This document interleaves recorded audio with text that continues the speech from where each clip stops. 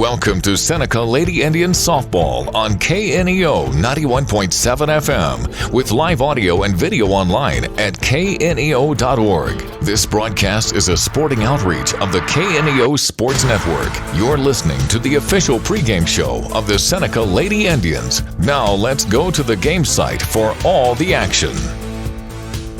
And a pleasant good Thursday afternoon as we welcome you here to Seneca, Missouri. We get set for high school softball here on the KNEO and Seneca Indian Sports Network. It is the 2-20 Aurora Lady Hounds, 0-7 in Big 8 play versus the Seneca Lady Indians coming in at 5-17 overall, 2-5 in Big 8 play. Your countdown to first pitch sponsors, People's Bank of Seneca and Prater's Pharmacy. I'm Ben Wolcott, joined by Coach Daryl Harbaugh. And Seneca is getting into the final 2 weeks of the regular season, Daryl.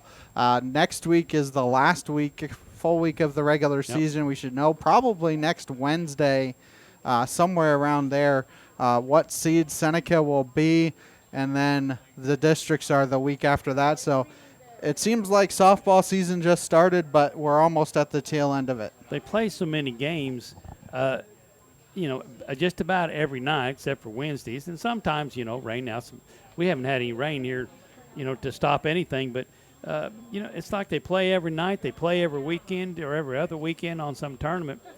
Man, it looks like they just cram it all into like a month and a half. It seems like it's a long spell, but when you get down to it, it's like, man, this went fast. Yeah, it's fast, but at the same time, it takes long, especially for not only the players, but for broadcasters and grandparents as well, just because, you have 3-4 game weeks. The last 2 weeks we've had games Monday, Tuesday, Thursday, and then football on Friday. This week was a little bit of a reprieve because you only have Tuesday, Thursday, and then football on Friday, and then next week we only have Monday and Friday, and then you have districts after that, and then you get a little bit of a break until basketball starts. And so it should be a fun one here today. Seneca has won 2 of the 3 times these teams have met, and Daryl, this game has some not only Big 8 implications, it's got some district implications as well. Yeah, exactly. We were just looking at the district seed. I mean, Seneca has possibility to get up to 5 seed or maybe a 4 seed, but they got to finish strong, and if they can win this game tonight, that would be a long way to get there, a long way to get to that point. Yeah, I mean, they still have 2 more Big 8 games after today. They travel to Monette next Tuesday and at Nevada next Thursday. No broadcasts of either of those contests. Next Monday, they're scheduled to have a home game against Branson, still trying to confirm that that's actually happening next Monday, but that's still on the record as happening at 4:30. They've had to move some stuff around just due to some schooling for some people, so I have to wait and see if the game is actually at 4:30, but that will be the final home game of the regular season, and then districts are at Cassville. So like we said, we're very quickly getting to the end of the regular season, Daryl. Like I said, softball, it seems like it just gets going, and you get a lot of games in, but when it comes right down to it, you're less than 2 weeks away, and your season's done. I mean, at district time, unless you win district. District is scheduled 17th to the 21st, I believe. Yes, yeah, Thursday, which obviously we don't know when they'll play, but it's Thursday, October 17th through Monday the 21st. So we should have, their first game. If you're lucky to get a semifinal, we don't know if they'll do that on Friday or not. If it's on Saturday, obviously we can cover that championship game probably on Monday. That would be one able to do as well. But it's just one of those things you have to wait and see where your chips lay. And the Seneca team has proven, obviously they've lost a lot, but they can beat anybody. They've hung with almost every Big 8 team. You think about the top teams in that district. Nevada, they lost to them. What was it, 3-0? Something like that. Yeah. They beat Cassville once, 2-1, and then they fell to Cassville 7-3, but it was 4-3 going to the 7th inning. So they got beat by Nevada 5-3, which is probably the best team, one of the best teams in the district. And Cassville they split with. So, they can play only 5-1 with Monette, Yeah, and they have another shot at them. Yeah. And another shot at them. But I don't know, have you heard when the district seating meeting is? I have not heard anything at Usually this on a Wednesday night or something. I didn't know if it was this Wednesday night or maybe next Wednesday night. Usually they do it the week before, which is why I said next Wednesday, but because they're not out yet. So if they were doing it last Wednesday, it would have been yesterday. So, and I haven't seen anything yet, but that's still TBD, and they still got games to win before that point. Yep. Take a time out, come back with more after this on the KNEO and Seneca Indian Sports Network. People's Bank of Seneca. We care about your journey every step of the way. Since 1996, visit us in Joplin, Neosho, or Seneca. PeoplesBankOfSeneca.com. Member FDIC. Proud sponsor of area athletics. Let's score big together. Prater's Pharmacy in Seneca is a proud supporter of the Seneca Indians. The pharmacy is open from 9 to 5:30 Monday through Friday and from 9 to 1 on Saturday. They offer an automatic refill program and internet refill service online at praterspharmacy.com and through their mobile apps. They also have a drive-through window. Prater's Pharmacy at 1711 Cherokee in Seneca, 417-776-8701. Go Indians! Seneca Indian Athletics is sponsored by Prairie Top Chiropractic. Located at 4556 Quince Road in Seneca, chiropractic physician Seth Wilson offers chiropractic services to Seneca and the surrounding areas. For appointment information, their phone number is 417-776-4556 or discover more at facebook.com/Prairie Top Chiropractic. Prairie Top Chiropractic, where their slogan is Better Health, Better You.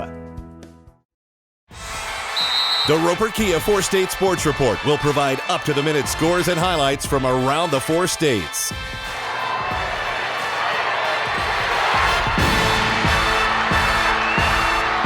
With ultimate local coverage from all your favorite teams. The Roper Kia 4-State Sports Report, weeknights at 6 and 10 p.m. Happy Egg supports the family farmer because they've seen the difference a choice like this can make. Now you can grow for Happy Egg and choose to raise hens the right way, the happy way. When you grow for Happy Egg, you're growing for a family-owned and operated business. You're raising happy hens on 10+ acres who will lay happy eggs. You're working for yourself. As a Happy Egg grower, you'll receive new flock cost support and yield-based compensation. Visit happyegg.com/grower to apply today.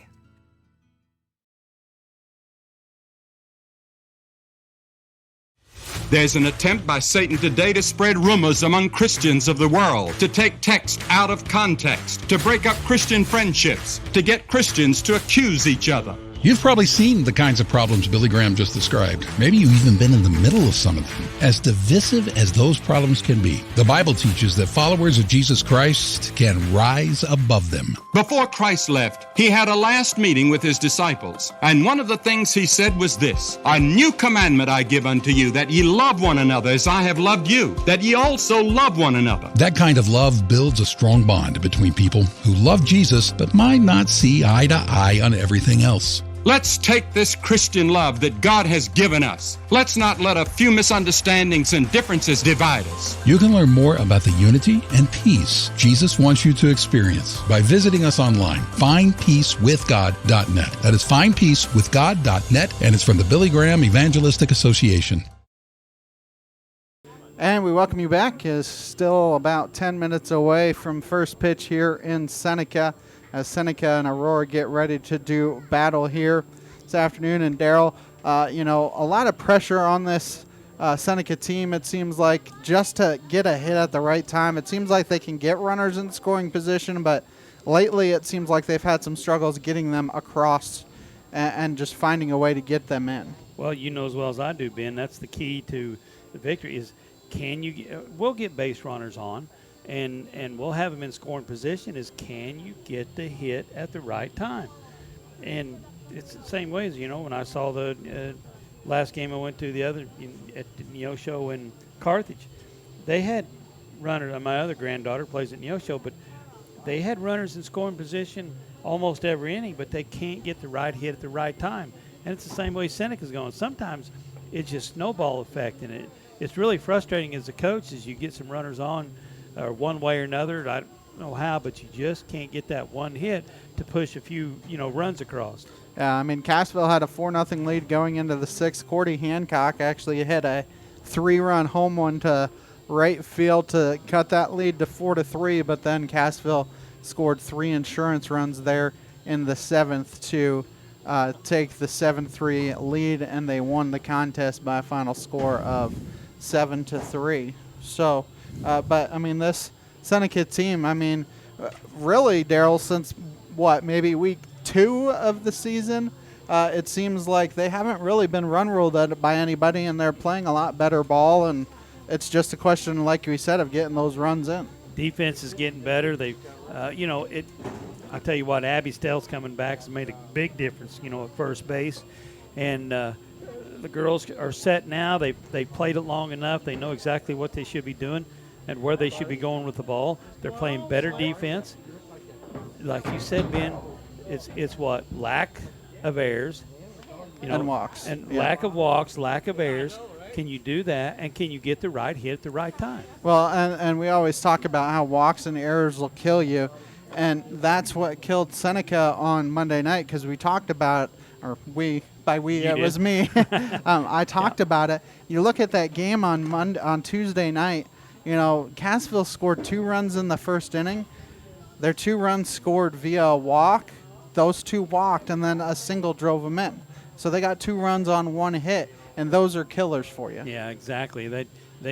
You walk a couple or hit batters or something. They get on base, and then they get 1 hit. Next thing you know, you're down 2 or 3 runs, and they're all unearned. You got to make them earn everything they get. Make them earn it. And they did earn their keep in the 7th inning. Those 3 runs that they scored, all of them were earned, and they had 4 or 5 hits in that inning. So that's kind of more what you're talking about, is they got some hits and they kind of earned their keep. Haven't mentioned it yet, but today is senior day. 5 seniors on this Seneca team. Callie Fields, Maddie Collinsworth, Callie Rhodes, McKaylee Mitchell, and Ashton Lannon. And obviously when that's half your team, they mean a lot to this program. Well, it's going to be hard after this season. It's like you got 10 girls total. It's all you can get. All the girls that want to play softball is only 10 of them, and 5 of them are seniors. We need some younger girls come out. We need get some younger girls involved in the softball program and come out and have some fun. It's fun when you get together and you play hard. And it's only 10 players, but it seems like they get along well and they've meshed well. And there's only 1 freshman in Jolie King, but we've had conversations with Will many a time, whether he's sitting next to us or after a game, and he said, they've done a good job of incorporating her and everything, which sometimes you may not see that with a freshman and a senior, but when you only got 10 players, you got to make sure you mesh and mesh quickly. All those girls get along. They incorporate everybody. Coach King Will King has told me several times that he said those senior girls have just taken Jolie underneath their wing. They've had a good time with her. They have fun with her. They treat her as one of their own. That's what a teammate does. That's what a team does, is treat each other as their own. Go ahead, take a timeout. When we come back, we'll get you starting lineups. After this, your countdown to first pitch sponsors, People's Bank of Seneca and Prater's Pharmacy here on the KNEO Seneca Indian Sports Network. If you're a weekend warrior who likes to go, go, go, don't let pain put the brakes on your pace. When you need help with an injury that keeps you from moving, you want an orthopedic team with a proven track record. Freeman Orthopedics and Sports Medicine is nationally recognized, and were recently named CareCheck's #1 hospital in the market and top 10% hospital in the state for hip fracture repair. Freeman Orthopedics and Sports Medicine, the experience you need to keep pace with life. A proud supporter of local high school athletics is Numac Electric. Serving Newton and McDonald County, they provide power for area homes and businesses and want to wish all the athletes much success throughout the season. For online bill pay and account information, the website is numac.com or 417-451-1515. Numac Electric, proudly serving Newton and McDonald County, where their slogan is Your Touchstone Energy Partner. The Seneca R7 School District is proud to support the student athletes and coaches competing in this game. High school activities help students learn life values such as hard work, dedication, and teamwork. The Seneca R7 School District is honored to serve such a great community and wants to thank all the Indian fans for their great support. The Seneca R7 School District. Tradition, pride, class. At ProLube Tire and Auto Center, we know what it means to rely on your vehicle. We race all year and know how to get that extra inch out of every part. Precision, quality, and reliability are not just words to us. It's what we do every day. We know you rely on your vehicle to perform for your family. From oil changes to full-on repairs, ProLube gives you the best racetrack team experience, so you can be worry-free. ProLube Tire and Auto Center, where we get it right on the road and the track. A proud backer of the Seneca Indians is Campbell Biddlecombe Funeral Home of Seneca. Located at 1101 Cherokee, they are honored to serve the area with traditional service options including church and graveside services. They also have prearranged funeral plans. For more information, the phone number for Funeral Director Mike Steele at Campbell Biddlecombe Funeral Home of Seneca is 417-776-2251 or online campbell-biddlecomefh.com. Dairy Queen Grill and Chill in Seneca is the place to go before or after the game. Check out their amazing menu of fan-favorite blizzards like Oreo or cookie dough. Happy hour is daily from 2 to 5 p.m. That means everything you can drink from a straw is half price, excluding premium shakes. Don't forget to grab one of their $7 meal deals or their signature stack burgers and top it off with a Misty Slush. The Dairy Queen Grill and Chill in Seneca, located at 308 Washington, open daily from 10 a.m. to 10 p.m. Proud to support the Seneca Indians. And we welcome you back as we get set for action here. Your starting lineups here brought to you by Prairie Top Chiropractic and Langford Insurance. First for the Aurora Lady Hounds, coming in at 2-20 overall, 0-7 in Big 8 play. Leading off is the center fielder, number 12, Aubrey Simpson. Batting second and doing the pitching, number 13, Mallory Brogdon. Batting third and playing first base, number 14, Avery Mork. The cleanup hitter is the third baseman, number 18, Dagan Stellwagen. Batting fifth and playing shortstop, number 10, Abby Williams. Batting sixth and doing the catching, number 23, Bailey Lauer. Batting seventh and playing left field, number 6, Mackenzie Morgan. Batting eighth and playing right field, number 7, Lily Marks. And batting ninth is a designated player, number 11, Genesis Mariscal. The extra player is the second baseman, number 9, Ashlyn Campbell.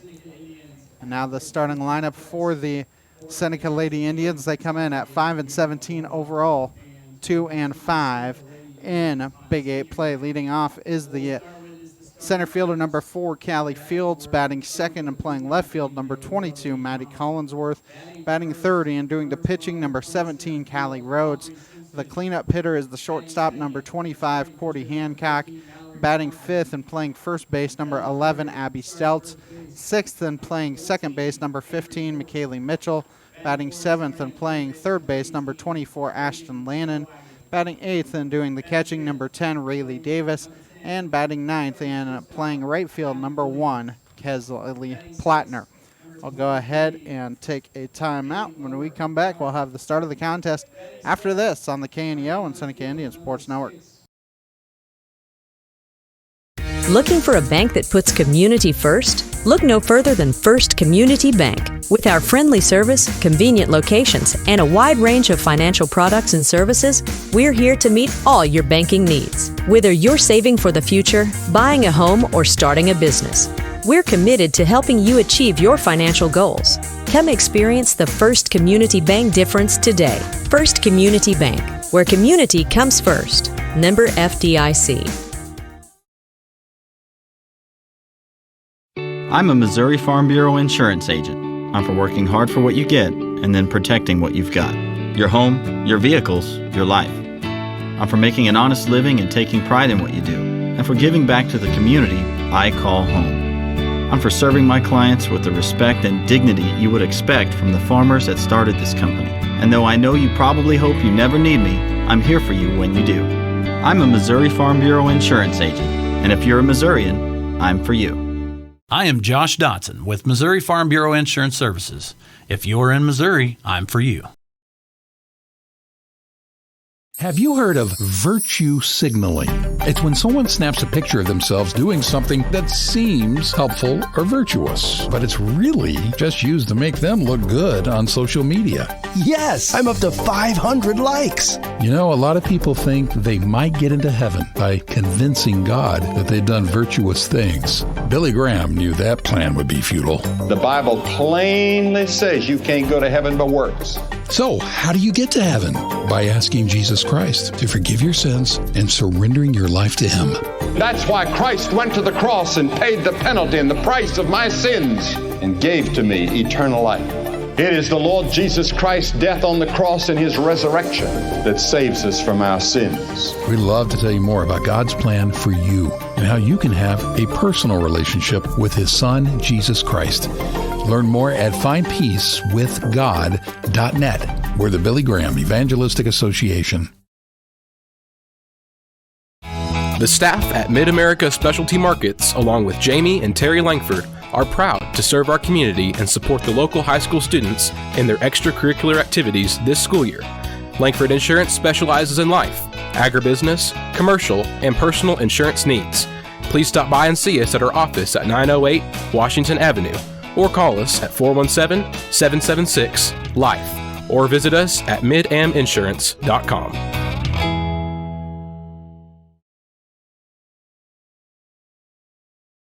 And we welcome you back as we get set for action here between Seneca and Aurora.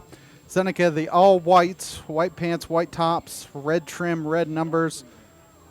On a hot day, it's tough to be in all black, but that's what Aurora is in. The black pants, black tops, white trim, and white numbers here this afternoon. Aubrey Simpson, Mallory Brogdon, Avery Mork are the first three for Aurora. Dagan Stellwagen, Abby Williams, Bailey Lauer are the next three, and the final three are Mackenzie Morgan, Lily Marks, and Genesis Mariscal. They will be working against Callie Rhodes here this afternoon, as Seneca will have in the field. Left field, Maddie Collinsworth. Center field, Callie Fields. Right field is Kesley Plattner. Left to right in the infield, you have Ashton Lannon at third. At shortstop is Cordy Hancock. Second base is McKaylee Mitchell. And at first base is Abby Stelz, with Rayleigh Davis catching Callie Rhodes here this afternoon. And Daryl, I would not be surprised if at some point this afternoon Maddie Collinsworth would come in and pitch, especially when you probably have 4 or 5 games on Friday and Saturday. Yeah, exactly. I mean, Maddie Collinsworth has done a great job coming in and filling in for Callie Rhodes and giving her some relief, and she's got nothing but better as the year has progressed. She can hold her own up there. She can throw strikes. She can make the other team have to perform. That's what we talked about. Make the other team earn it. Aubrey Simpson will lead off here for Aurora, as it's a very warm one. First pitch, 4:33 p.m.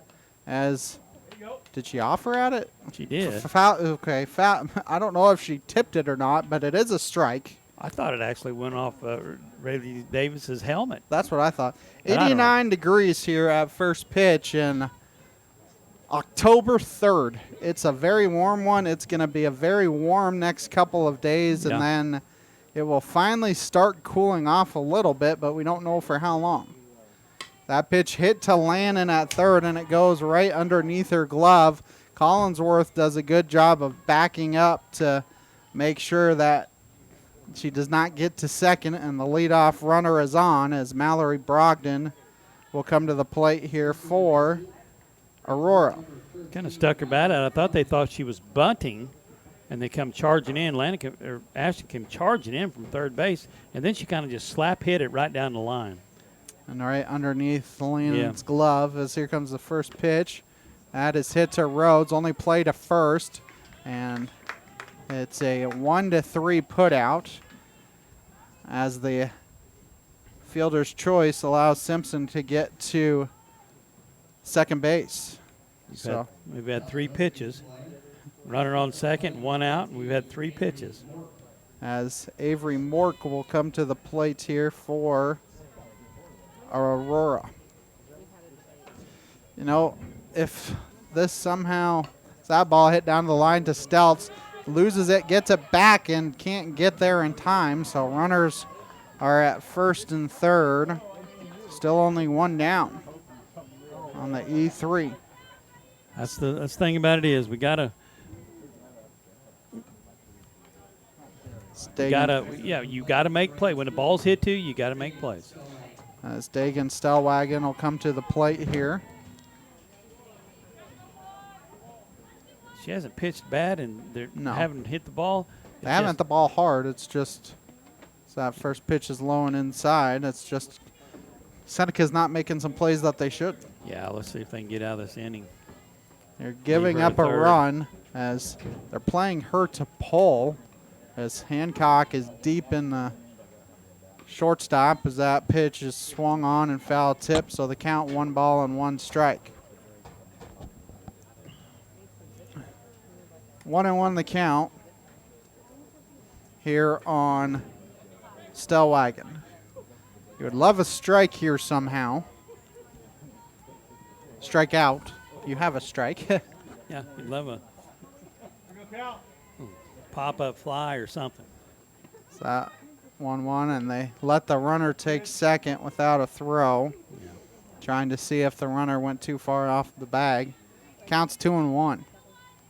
Go get her. Still only 1 out here in the inning. Now 2 runners in scoring position.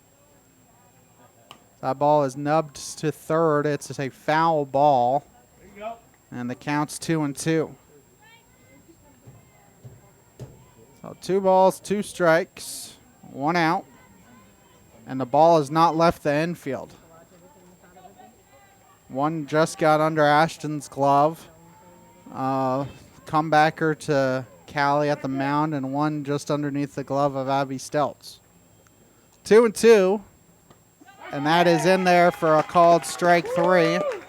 And there's 2 down now. That's a big second strike out, or big second out, as Abby Williams comes to the plate. New Mac Electric, Prater's Pharmacy, Prolube Maintenance Center, Freeman Orthopedics and Sports Medicine, all sponsoring the broadcast here this afternoon. We get the runner at the plate here, Ben. Well, you just need the runner at, I get what you're saying. Yeah, that's all we need. Leave the girls at second and third. Keep them from getting a timely hit here, hopefully. See if we can make a play on the ball or strike out. So 2 outs here in the inning. 0-1 the count here on Williams. And a hitter in the helmet. It was just a grazing blow, but still a blow on the helmet. I have to make sure she's all right. And home plate umpire Derek Price is going to give her as much time as she needs. Yeah. Derek Price, home plate umpire. Mike McClintock is the field umpire here this afternoon. Still 2 outs. You still can get out of this with no runs given up as Bailey Lauer comes to the plate. Got an out at every base now. Yeah, just pick whichever one's closer to you. So that first pitch is in there for a strike, so the count's 0-1.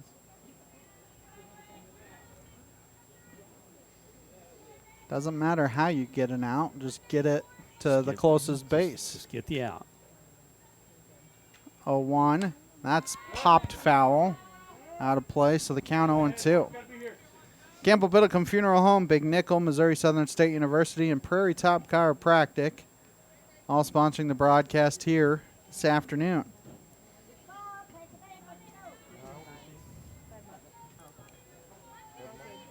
As here comes an 0-2 pitch from Callie Rhodes.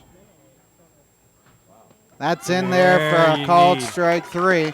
That will end the inning. They get away with giving up no runs, 1 hit. There was an error, and they strand 3. Half inning in the books. It's Aurora nothing, Seneca coming up here on the KNEO and Seneca Indian Sports Network. The Seneca. Being a Lion comes with a reputation for excellence. Whether it's in the classroom, on the court, or in the community, Lions are leading the way. With innovative and immersive academic programs, new scholarship opportunities, and a campus committed to the future. Now is the perfect time to find your purpose. Find your pride at Missouri Southern State University. Marine Center Incorporated is a sponsor of Seneca Athletics. In business since 1979, they offer Mercury and Suzuki motors, along with low boats as well as boat repairs. Located at 4961 Highway 43 in Joplin, Missouri, open Monday through Friday 9 to 5, Saturday 9 to 12, and closed on Sunday. For more information, the phone number is 417-781-7450 or online at marinecenterjoplin.com. The Marine Center Incorporated, where the slogan is, your family boating headquarters.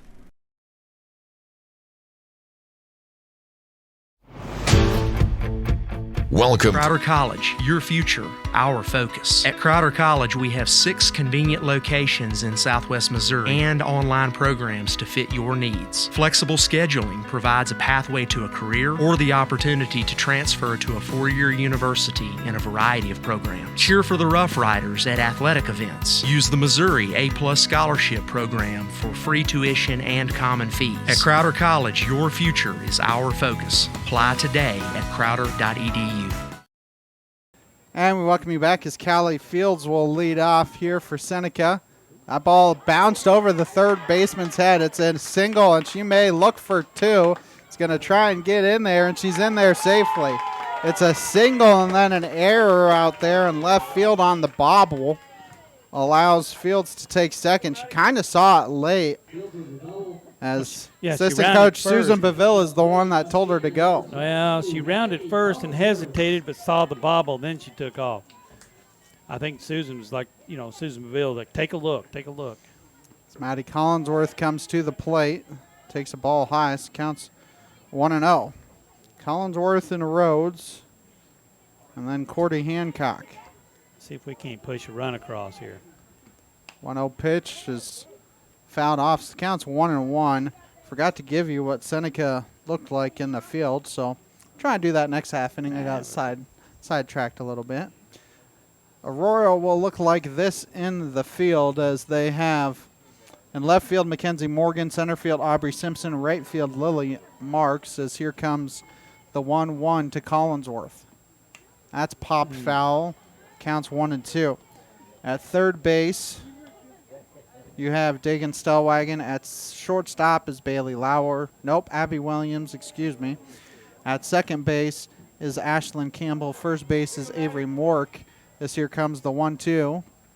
That slow ball is hit to third. Throws to first in time. Good job by Fields of waiting until the throw goes by to take third. It's a put out, but it's a productive put out as the runner gets to third. Callie Rhodes comes to the plate as Bailey Lauer is catching Mallory Brogdon here this afternoon for Aurora. See if Callie can get a hold of one here, get one she likes. That first pitch is high. Nice job by Lauer of stopping it. Yeah, that would have been a run. Counts 1-0. I'm not sure you're going to stop, Callie Fields over there from third from scoring.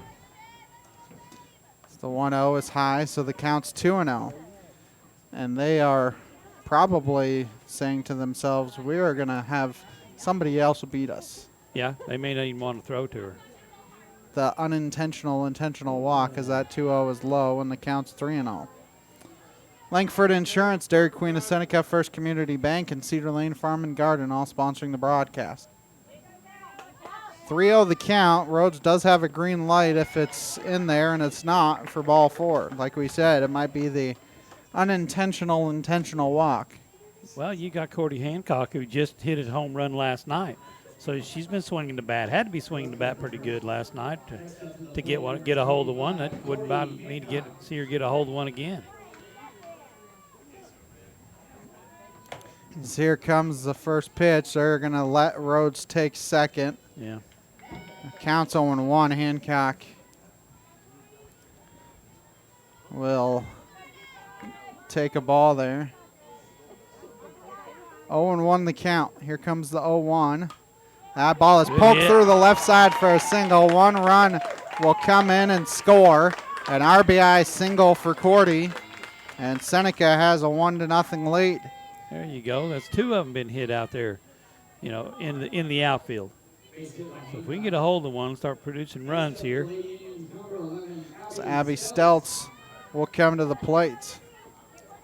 Comes the first pitch to her. That's high for a ball. Counts 1-0. You may see Hancock try and take second as well.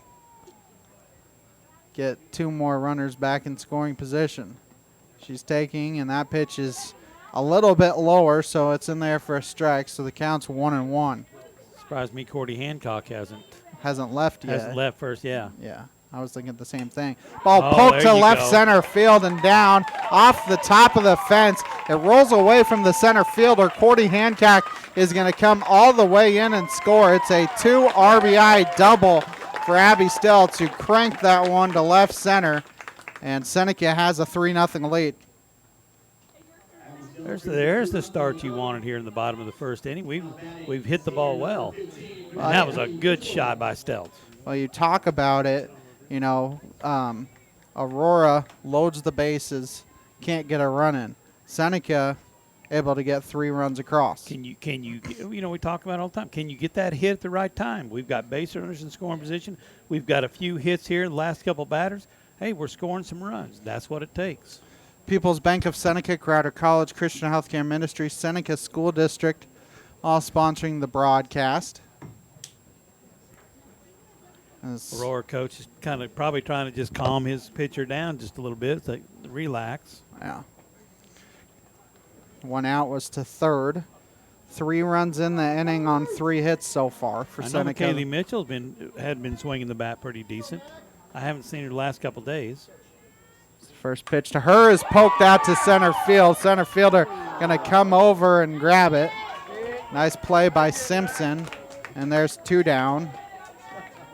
She was kind of shaded a little bit to left center and went to right center to snag it. She hit it hard, but just hung in the air long enough. Center fielder made a good play on it. She's shading everybody to left center, it looks like. Yeah. As Landon comes to the plate. We can get another run or 2 in. Come on, Ashton. That ball is popped up in the air. Shortstop calling for it, and it goes over her head. 1 run will come in and score. I think you have to give a single on the play because the shortstop couldn't find it. Well, it was behind her, and you know as well as I do, Ben, having to run down a ball behind you like that, it's tough. And she just couldn't find it. Probably looking in the sun to try to get it. As Rayleigh Davis will come to the plate here for Seneca. Good start here for the Lady Indians. 4 runs in and hopefully still counting.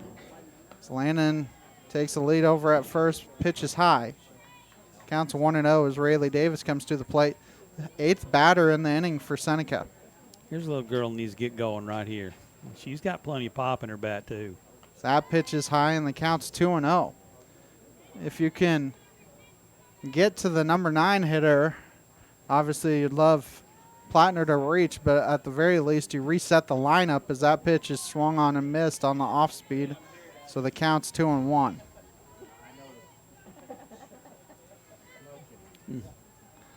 Four runs in the inning for Seneca on 4 base hits. The ball poked out to left center field, and it's going to drop. Landon just going station to station. And right now Seneca is hitting Brogdon well. Brogdon was not the pitcher I remember last time these two teams met. Could be wrong in that. I have to go back in my scorebook. Jolie King is going to pinch run for Rayleigh Davis. Well, it's not pinch running. It's a courtesy runner. Sorry. Yeah. And Brogdon actually was the pitcher of record last time these two teams played. So this is probably the 2nd or 3rd time that these two teams have met up, and they've seen Brogdon as that pitch hits the outside corner, so the count's 0-1. Southwest Missouri Bank, Neosho Daily News, Marine Center Incorporated, Community Bank and Trust, all sponsoring the broadcast. That ball is hit to the pitcher, throws to first, and she is not in time. It's an E1 that allows everybody to advance a base, and the bases are loaded here for Callie Fields again. Seneca's batted around here in the first. Well, here we go. Callie Fields has got a good opportunity right here to produce some runs. They got bases loaded. I know there's 2 outs. We can get another timely hit, Ben. We can get 2 or 3 more runs in. Four State Sports Report, Missouri Farm Bureau agent Josh Dotson, Neosho Area Chamber of Commerce, all sponsoring the broadcast here this afternoon. We get a double in the gap. I mean, look at the speed we have on first and second. Has the opportunity to clear the bases. Callie could run for a while, too. Oh, yes, you can. That first pitch is hit through the left side. 1 run will come in and score. They're going to send the second runner home. It was a good throw by the left fielder, but King able to turn on the Jets and come in and score. 2 more runs are in the inning. And it's 6-0 for Seneca. Runners will be at first and second. And you got some speed here, Ben. All these runs are unearned. The first 4 were not, but these last 2 were, and any from now on would be, thanks to that error with 2 outs. As Collinsworth grounded out to third her first time. She's got 2 balls on her. 10th batter in the inning here for Seneca. Collinsworth ought to be licking her chops. You don't want to bring Callie Rhodes to the plate. That ball is nubbed down the third base line, foul. Counts 0-1.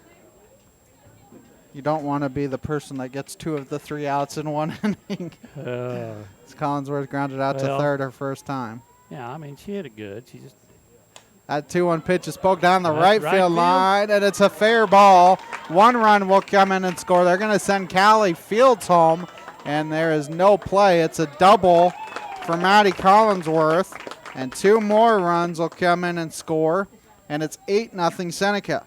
Poked right down the line. There was just no place to go. I mean, it was right fielder couldn't get there in time, couldn't even get there close to time. And Fields is fast enough that she was able to come all the way around and score. And second time that the Aurora coach comes out, so you're going to have to pitching change. I think the center fielder coming in. Yep.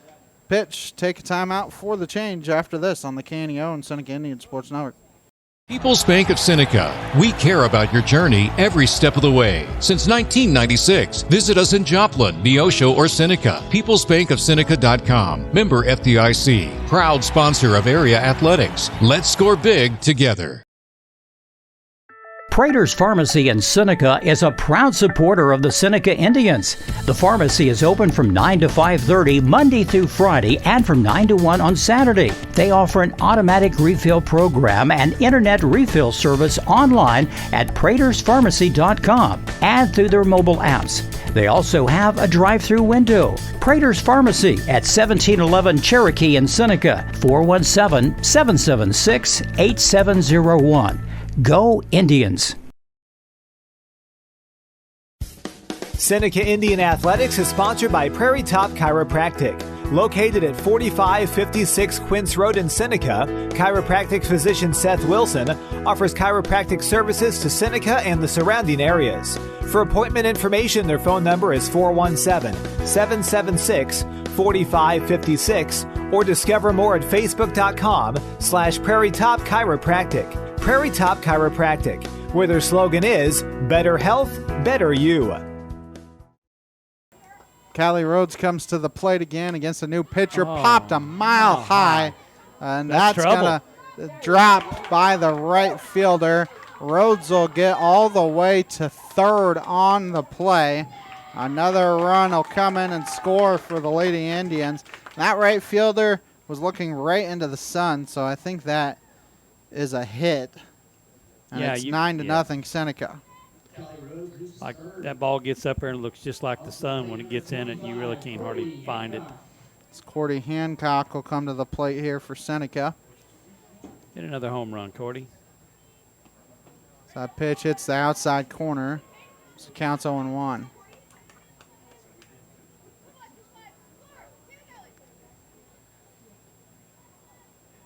So here comes the 0-1. Popped in the air. The pitcher, Williams, calling for it. and grabs it for the final out of the inning. But a huge inning for Seneca. 9 runs in the inning on 8 base hits. There was 1 error, and Seneca strands 1. After 1, 9-0 Seneca here on the KNEO and Seneca Indian Sports Network. KNEO would like to thank the Big Nickel for sponsoring this portion of broadcasting on 91.7 FM. The Big Nickel is an advertising shopper for thousands of different items, from automobiles and livestock to help wanted and real estate. It covers a 70-mile radius in the 4-state area and is available in area businesses each week. Located at 1931 East 20th Street, Suite 103 in Joplin, Missouri. Their telephone number is 417-624-4100. Singing is my career and my calling, but I'm also a mother of 4. And as entrepreneurs, we weigh the cost of every decision. Medical bills are no longer a worry for our family, so I can focus on my calling. And our family. Joining Christian Healthcare Ministries was one of the best decisions we ever made. We're the Blair family, and this is our CHM story. Choose your doctor without network restrictions, all at an affordable price. Enroll anytime at chministries.org/enroll. Cedar Lane Farm and Garden at 143 Cherokee Avenue in Seneca is your local feed dealer and a supporter of Seneca Indian Sports. Offering vet, livestock, and pet products, Cedar Lane also carries a full line of farm and garden supplies. For more information, contact Cedar Farm and Garden on Cherokee Avenue in Seneca today. The number is 417-776-8231. Open Monday through Friday, 8 a.m. to 5:30 p.m. and Saturday, 8 a.m. through 2 p.m. for your convenience. Go Indians!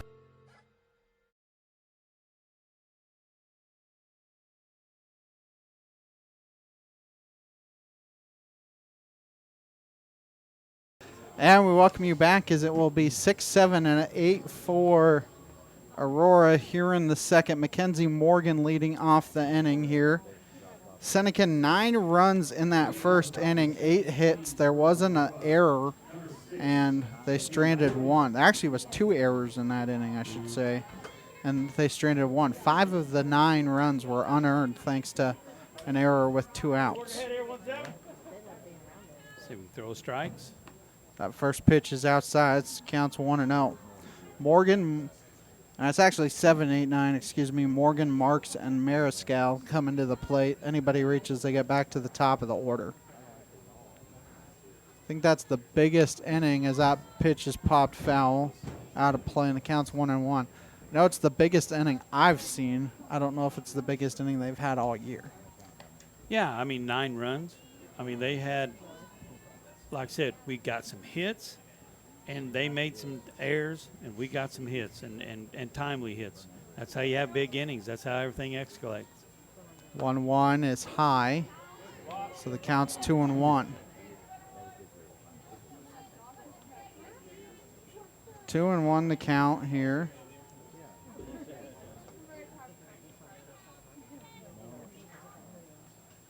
That 2-1 pitch is up the middle and through past Rhodes for a single.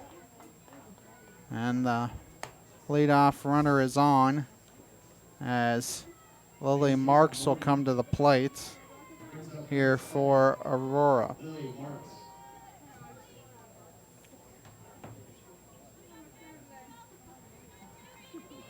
Our first base. Got a lot of sun going right in us, Ben, right that time of the year. As a wild pitch allows the runner to get to second. This counts 1-0. So 1-0 the count here on Marks. Ooh, swing and a miss. It's a good pitch by Callie that time. This counts 1-1. 1-1 the count. As here comes the 1-1. That's hit to Rhodes. That pitcher gets it to first. 1-3 put out.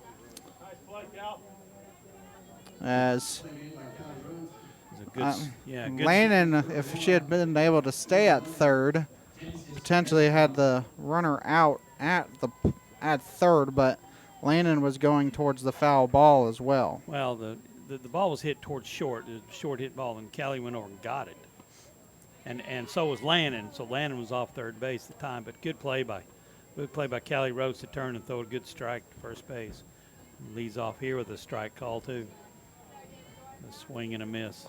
0-1 is the count. Here comes the 0-1 pitch. That's snubbed foul. So the count, no balls and 2 strikes. 0-2 the count here. As they will get back to the top of the order here in short order. So here comes the 0-2. That's foul tipped at the plate. So Mariscal stays alive.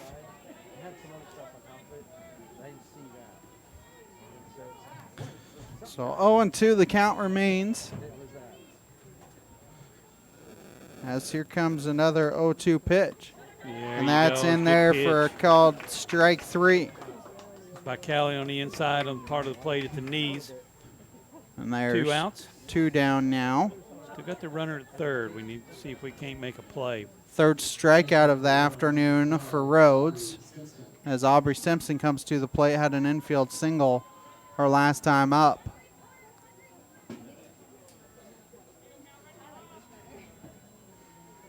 So that pitch is popped foul and out of play. So the count's also 0-1. She's a little slap hitter. Aubrey is. Takes a run and start at it. That's what happened last time. They thought she was bunting, and Ashton came running in and found out she's kind of slap hit it right past her. 0-1 the count. Here comes another 0-1, and that ball slapped through the left side for a single. RBI single for Simpson as Aurora gets on the board to make it 9-1. One of those slappers just right in the gap between shortstop and third. Really couldn't do anything with that. So Mallory Brogdon will come to the plate. Brogdon grounded out to Rhodes her first time. Community Bank and Trust, proudly serving our customers for the past 140 years. You may visit their branch at 1102 South Cherokee for all your banking needs. Member FDIC, an equal housing lender, proud sponsor of the Seneca Indians. As Simpson takes second, counts 1-0. As here comes the 1-0 from Rhodes. And that gets over Rhodes' head and gets by Hancock. Fields comes up throwing, and then it gets by Fields, and Simpson at third did not realize it.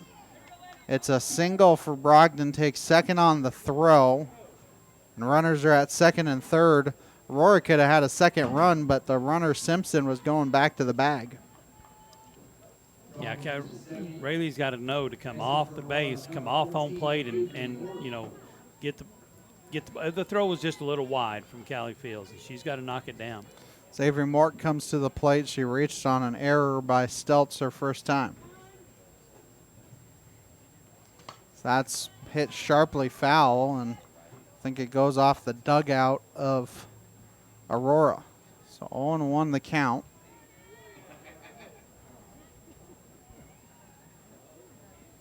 So get one of the other softballs back in.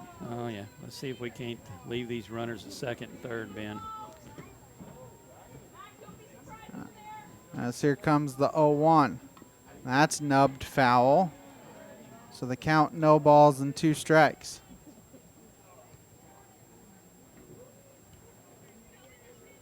Oh, and 2 the count.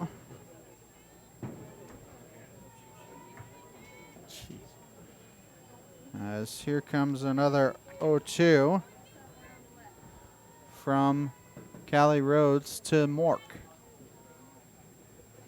That ball is poked, and Steltz can't quite grab it, and that's the sun factor again. Yeah. You see her fighting the sun the entire way.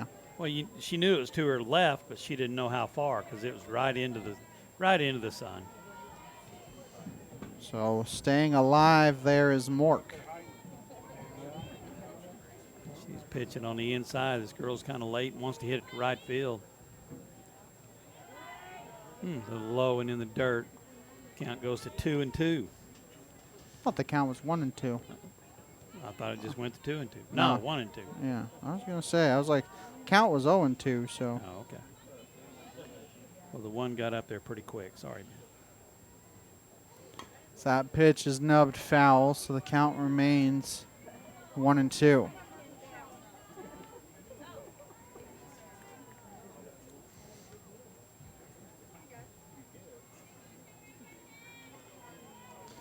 As count remains 1 ball and 2 strikes.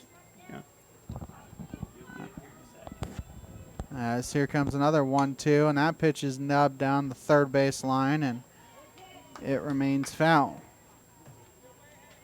She's just barely getting a piece of it every time. So the count remains 1 ball and 2 strikes. To keep up on the latest Seneca broadcast ball game schedule, be sure to like us on Facebook, facebook.com/KNEO Radio. Follow us on X, Twitter, KNEO 917 Sports. That pitch gets by Rhodes. Mitchell is there, but late. It's an infield single for Mork, and it's 9-2 for Seneca. Just one of those slow rollers, Ben, that just out of the reach of Callie Rhodes, and McKaylee Mitchell had no play at all. It's just. But it's kind of what we had talked about, Daryl. They're kind of earning it here with. I know they're seeing eye singles, but they're singles. They're singles. But they're rollers. I mean, they haven't hit one sharp out in the field yet. No. So here comes the first pitch, and that one is hit sharply, but Fields did not have to move a muscle. That will end the inning. For Aurora, 2 runs in the inning on 4 base hits. There were no errors, and they strand 2. 1.5 in the books. 9-2 Seneca here on the KNEO and Seneca Indian Sports Network.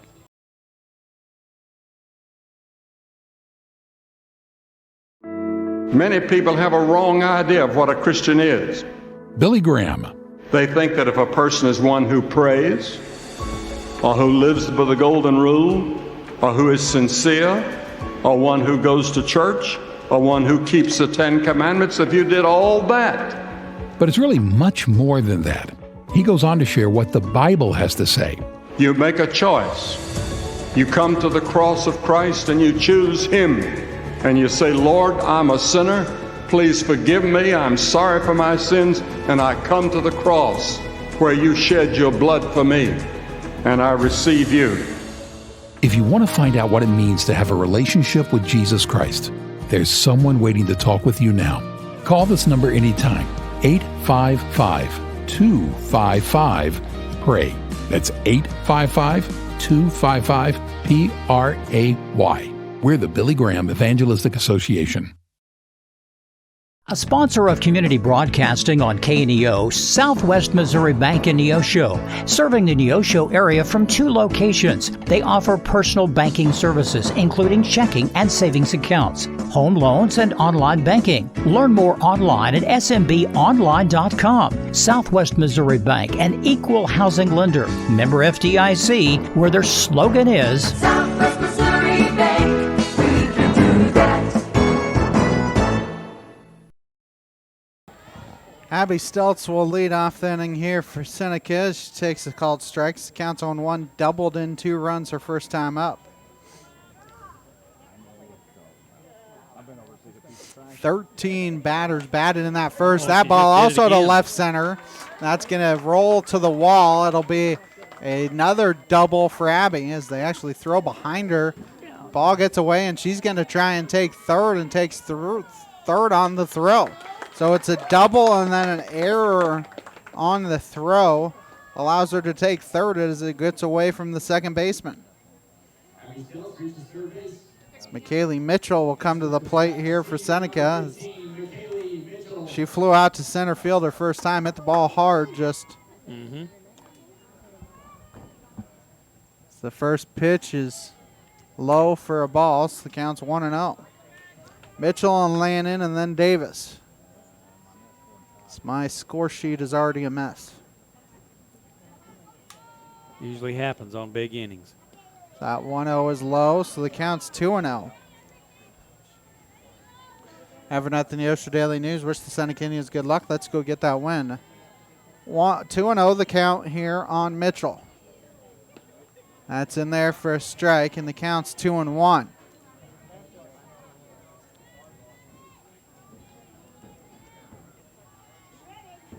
She steps out and now gets back in the box.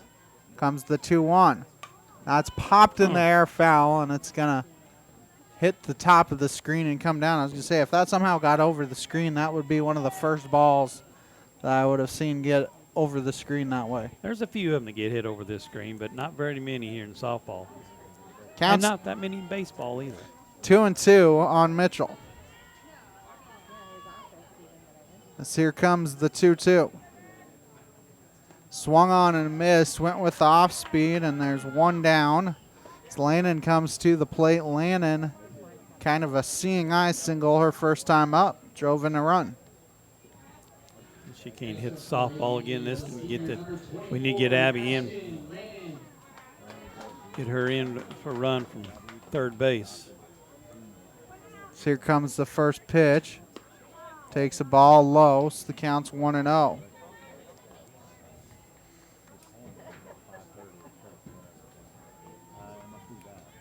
One out here in the second. Here comes the 1-0 pitch. Popped in the air. Right fielder is not going to be able to field it, and it's a single. An RBI single for Lannon, and Seneca has a 10-2 lead. That run also unearned, so 6 of the 10 runs are unearned so far.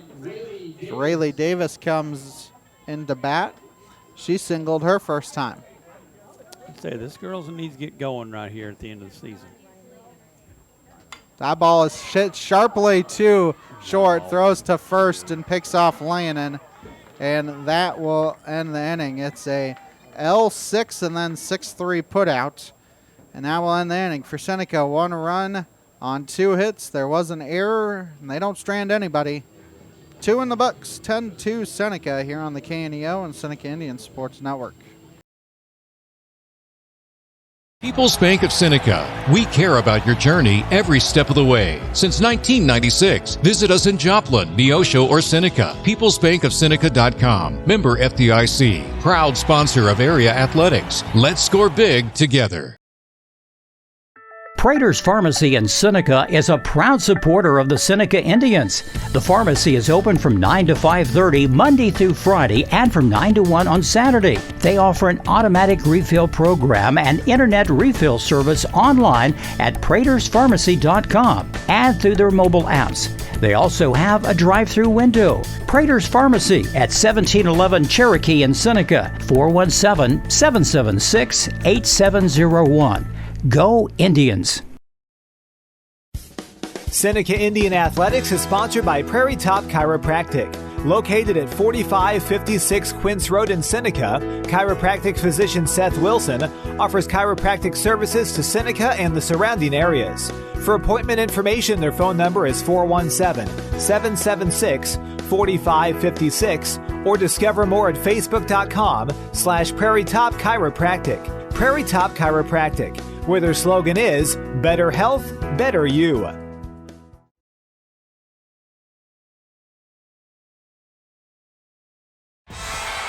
The Roper Kia 4-State Sports Report will provide up-to-the-minute scores and highlights from around the 4 states.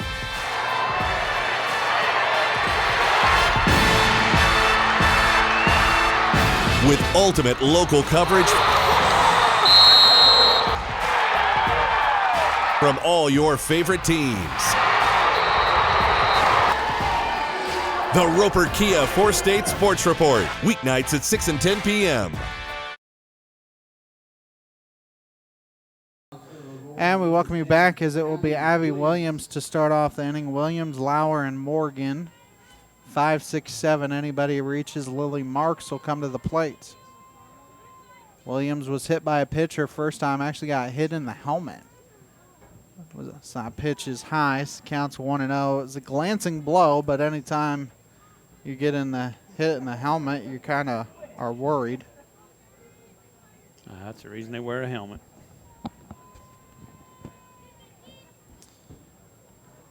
So here comes the 1-0 from Rhodes.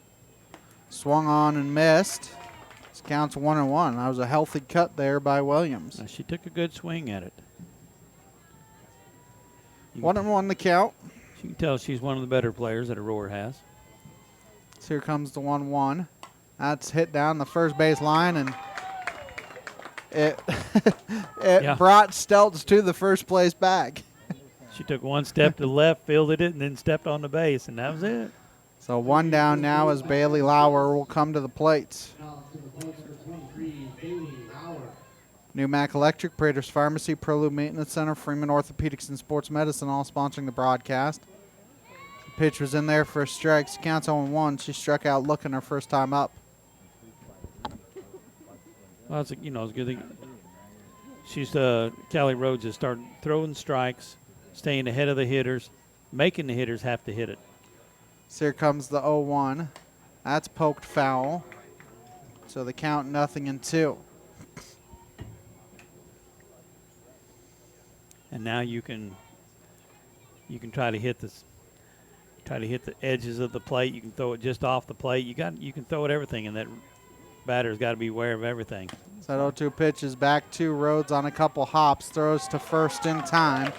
So 1-3 put out, and there's 2 down. So Mackenzie Morgan will come to the plate. She singled, eventually came around and scored in the second. Scored the first run for Aurora. As there's 2 outs here in the inning. Pitch is high for a ball. This counts 1-0. She hit a single up there in between the short and third and short, right? I think that's what it was. And a good hard shot, too. So here comes the 1-0. That's outside. This counts 2-0.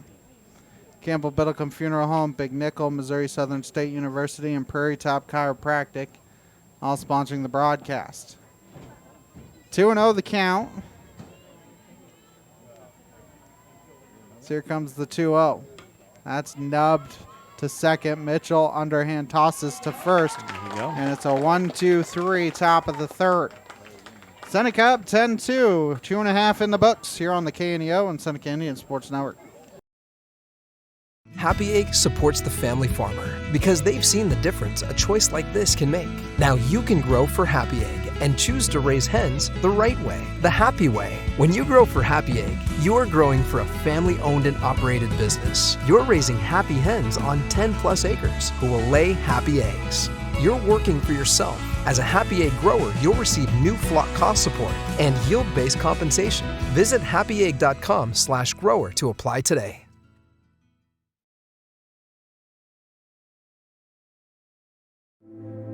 Death. It's not something we like to talk about. One reason might be a fear of the unknown or a fear of the future.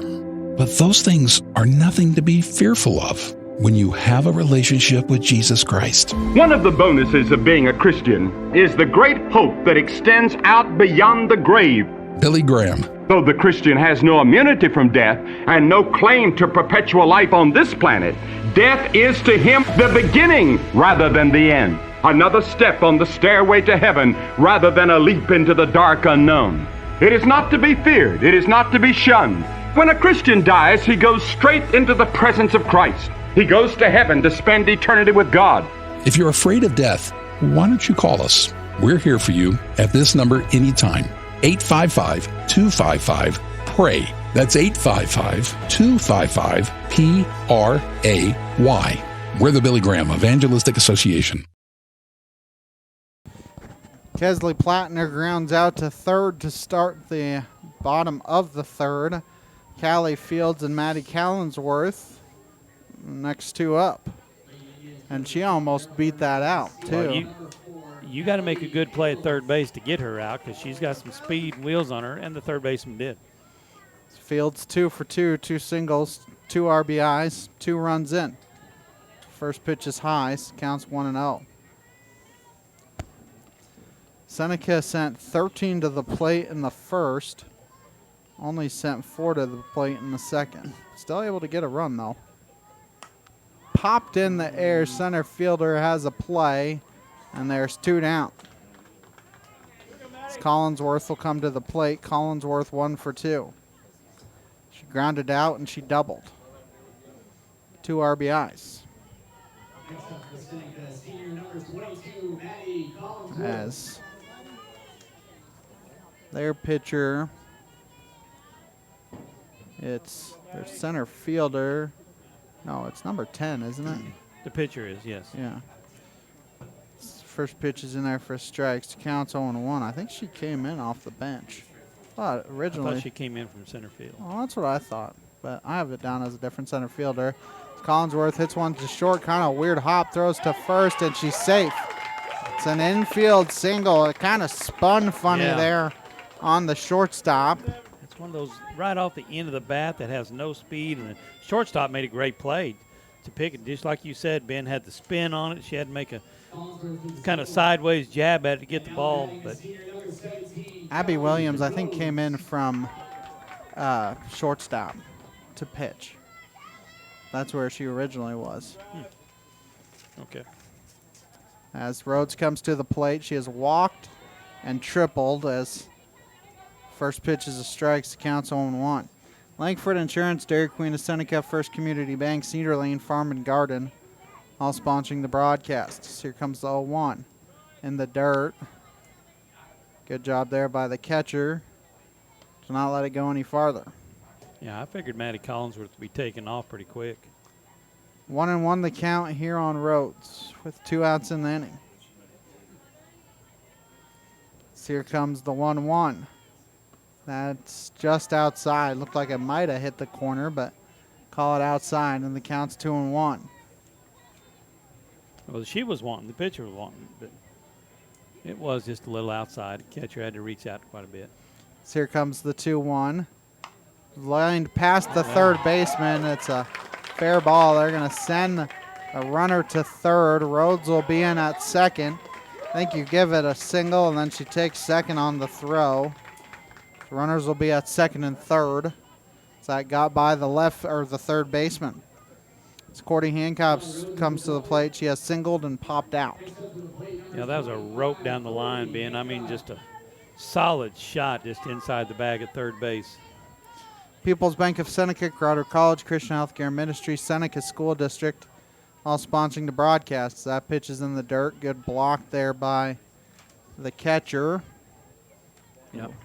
Lauer. 1-0 the count here on Hancock. So here comes the 1-0. And it's high and tight. Oh, they said it hit her. Hit her forearm.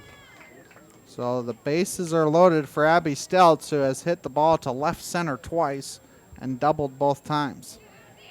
And 2 RBIs. Yeah, they got speed on the bench, or speed on the plates right now, on the bases. I mean, good shot here from Our coach just wondering where it hit her. Next up to bat for the Lady Union, number 11, Abby Stelz. Oh, yeah, the umpire, Derek Price, indicated it hit her right there on the forearm. So here comes the first pitch to Stelz. Popped foul out of play. This counts 0-1.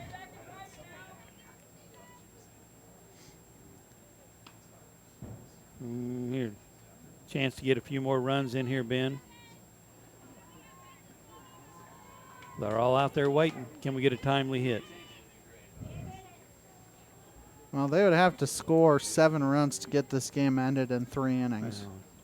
Ball is hit to right center. Center fielder coming in and grabbing it, and that will end the inning. For Seneca, no runs in the inning, 2 base hits, no errors, 3 left.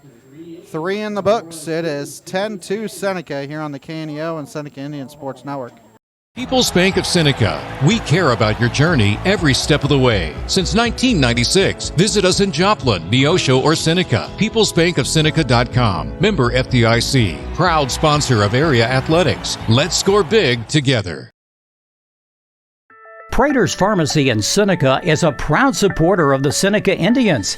The pharmacy is open from 9 to 5:30 Monday through Friday and from 9 to 1 on Saturday. They offer an automatic refill program and internet refill service online at praterspharmacy.com and through their mobile apps. They also have a drive-through window. Prater's Pharmacy at 1711 Cherokee in Seneca, 417-776-8701. Go Indians! Seneca Indian Athletics is sponsored by Prairie Top Chiropractic. Located at 4556 Quince Road in Seneca, chiropractic physician Seth Wilson offers chiropractic services to Seneca and the surrounding areas. For appointment information, their phone number is 417-776-4556 or discover more at facebook.com/Prairie Top Chiropractic. Prairie Top Chiropractic, where their slogan is Better Health, Better You. I am a Missouri Farm Bureau insurance agent, and I'm here to talk about life, your dreams, your work, your family, and how you can protect it all with a company that will talk to you with the honesty of a farmer and take care of you with the integrity of a neighbor. I'll make sure no detail is left uncovered so your family can breathe easy. Because just like you, I chose to build a life in Missouri too. I'm a Missouri Farm Bureau insurance agent, and I'm from Missouri for life. I am Josh Dotson with Missouri Farm Bureau Insurance Services. If you're in Missouri, I'm for you. We hit the top of the fourth as Lily Marks will lead off the inning here for Aurora. Marks, Mariscal, and Simpson, 8-9-1 here in the inning. First pitch is up the middle. Mitchell has to play a funny hop, throws to first in time. Oh my, yes. That was a weird hop, but able to get the runner out. It was a good play. It was a good play by Mitchell. I mean, it's the only thing she had. It was almost like she hit it with backspin, Ben. It went out there. It's like a golf shot. It went out there and hit the turf and went nowhere. And Mitchell had to run up and get it and make a good throw to first base. So Mariscal will come to the plate. She's 0 for 1. Southwest Missouri Bank, Neosho Daily News, Marine Center Incorporated, Community Bank and Trust, all sponsoring the broadcast as that first pitch is 1-0. Wish I'd get my wedges to do that, Ben, when I hit them. 1-0 the count. So here comes the 1-0 from Callie Rotes. That's popped down the right field line, just foul. Say if that was fair, that would cause some problems. Yep. Count now 1-1. Yeah, it's bad enough when you can't see down that right field line. Right fielder has a hard time. Second baseman and first baseman, they all have hard times even seeing it. 1-1 the count here on Mariscal. As here comes the 1-1. That's hit to shortstop. Hancock fields it on a hop. Low throw, but dug out by Stelz. And there's 2 down now as Simpson will come to the plate. Go ahead. 4 State Sports Report, Missouri Farm Bureau agent Josh Dotson, Neosho Area Chamber of Commerce, sponsoring the broadcast. As Simpson has reached base twice, she's 2 for 2. That first pitch is a ball, or excuse me, in there for a strike. So the count's 0-1. Thought maybe I missed something. You missed me saying the wrong thing. That's about it. We do that all the time. As here comes the 0-1. That's outside. So the count 1-1. There's that slap hitter that just barely got it past Ashton down third base line. I think she got a base hit too. Yeah. I think the second time it was between shortstop and third. So that pitch gets by Davis, so the count's 2-1. And Callie's trying to hit it on the outside part of the plate just to keep her in the box longer. So 2-1 the count. May have to mess her up and throw it on the inside part. See if you can jam her. So here comes the 2-1. That's outside, and the count's 3-1. Having at the Neosho Daily News, wish the Seneca Indians good luck. Let's go get that win. Keep up on the latest Seneca broadcast ball game schedule. Be sure to like us on Facebook, facebook.com/KNEO Radio. Follow us on Twitter at KNEO917 Sports. Seneca football's got a pretty big non-conference game tomorrow night. That pitch just popped in the air. Hancock having to go back. Collinsworth coming in. Collinsworth hesitated because it looked like Hancock was calling for it, but I think in that situation, Collinsworth has to call her off. Yeah, Collinsworth has the call on that. If you're coming in, you have the call on it. If you're running backwards, you shouldn't really say anything. So Brogdon comes to the plate. She's 1 for 2, singled in the second. That's one of those tough ones that's just right behind the shortstop, and just either one of them can get there. First pitch is outside for a ball. They're going to throw to second. Nice stop by Hancock. Runner is in there safely. This counts 1-0, but Daryl, first time since 2015, Seneca and CJ will have gotten together. It is. CJ went to the COC, and it's been a long time since they played. That ball is in the dirt. So counts 2-0. Good block there by Davis. Should be a fun one tomorrow night. CJ ranked number 9 in Class 4. 4-1 overall. Seneca ranked number 2 in Class 3 behind Blair Oaks. I've watched them on film. They're fast. They're quick. They got some good kids. Here comes the 2-0. That's fouled. Counts 2-1. Brogdon almost looked like she was kind of getting out of the box as she swung on that pitch. Yeah, I don't know. Just kind of I should swing and shouldn't swing, and I don't know. Just trying to get a piece of it, I guess. So here comes the 2-1. That's in there for a strike, and the count's 2-2. 2 balls, 2 strikes, 2 outs. We're not in the second, though. We're in the fourth. Oh, that's 2 square. And we don't have a 2 on the batter. So here comes the 2-2. That ball is hit in the air to center field. Fields has to play it on a hop. She's going to try and gun the runner down. Rhodes tried to cut it off. It's an RBI single for Brogdon. That makes it 10-3. I think Fields knew she wasn't going to get there, so she was going to try and get the runner out at home. Rhodes. Then Rhodes trying to cut it off. Yeah. So Avery Mort comes to the plate. She has reached base on an error and a single. I mean, still, it wasn't a very hard hit ball, but just barely out there. And I forgot to mention pregame as here comes the first pitch. That's in there for a strike. Counts 0-1. I believe it was Monday. Callie Fields committed to Barton Community College, so she is going to a JUCO to start off her collegiate career. Congratulations to her. Yeah, you knew she was going somewhere. That ball is hit to third. Landon fields it on a hop, bobbles it a little bit, throws to first. Not in time, though. The runners will be at first and second on the E5. She did a good job of smothering it, just didn't have the arm strength to get it to first in time. No, she's a fast runner there, Aurora. She got there quick, but it was a good throw. It just a little too late. If they hadn't been bobbled, she'd had her out. Stellwagen comes to the plate. She's 0 for 2. She has struck out and flown out. And Hancock will throw to first, and Stelz grabs it to end the inning for Aurora. 1 run on 2 base hits. There was an error, and they strand 2. 10-3 Seneca, 4.5 in the books here on the KNEO. 3.5 in the books on the KNEO and Seneca Indian Sports Network.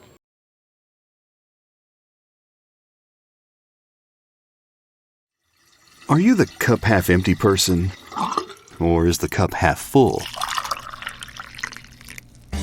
Honestly, it's easy for each of us to grumble and complain at times about the circumstances or people in our life. Can a negative person become more positive? The answer is yes.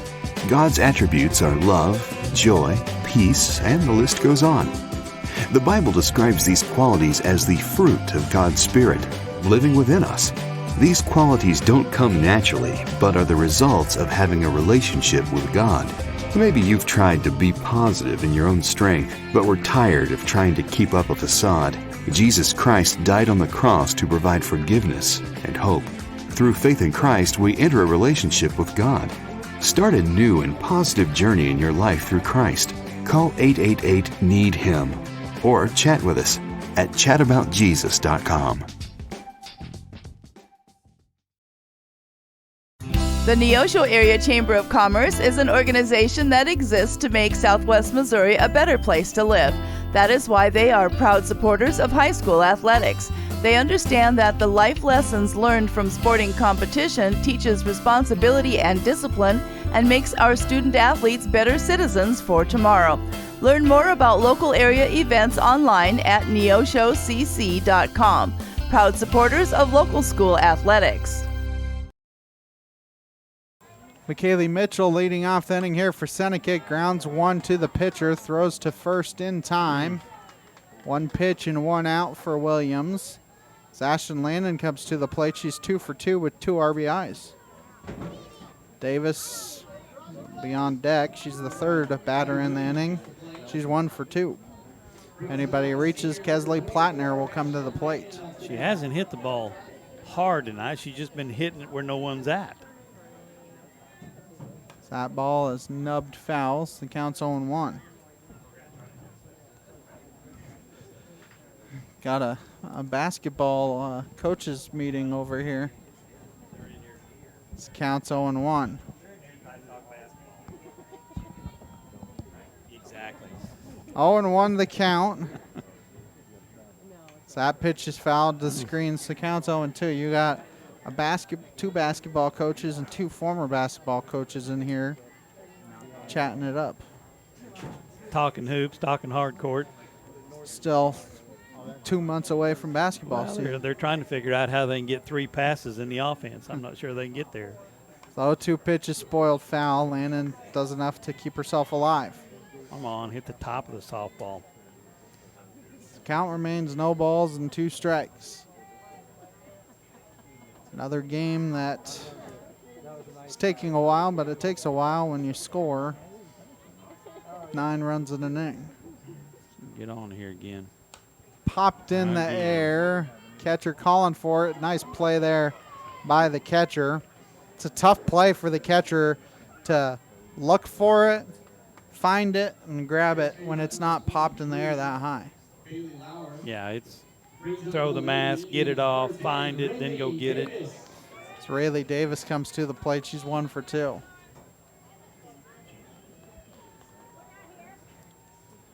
As Aurora looking for a 1-2-3 inning. They had the first 2 outs quickly in the third, and then Seneca got some runners on, couldn't bring them in to score, but 1-0 the count here on Davis.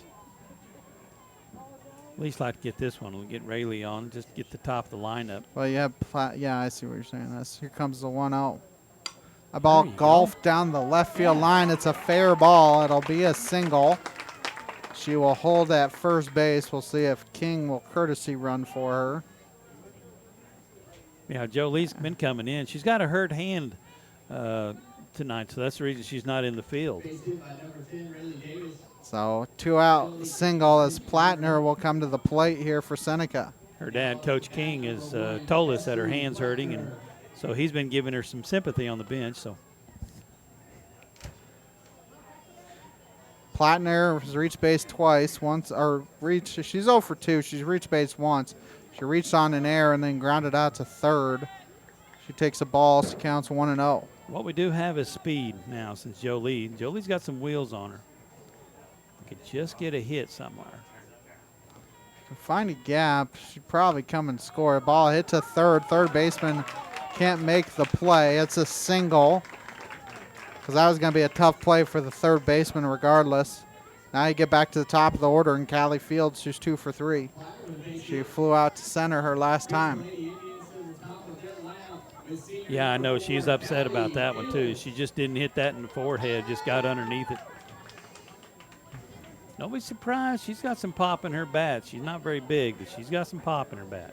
So the first pitch is popped in the air. Center fielder moves in about 2 steps, and that will end the inning.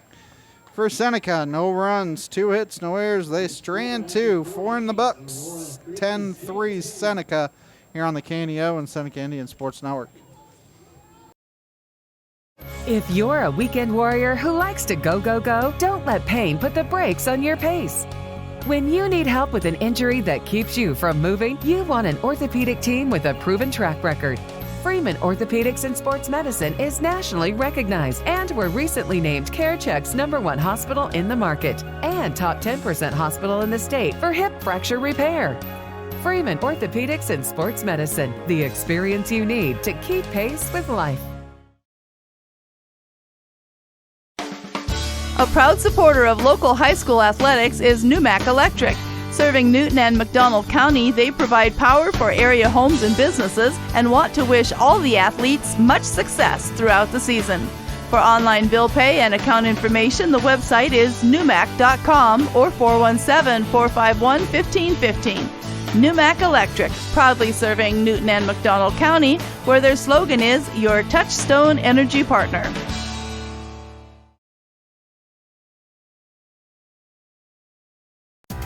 The Seneca R7 School District is proud to support the student athletes and coaches competing in this game.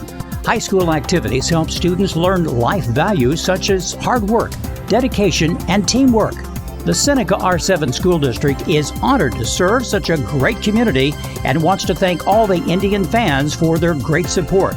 The Seneca R7 School District, tradition, pride, class.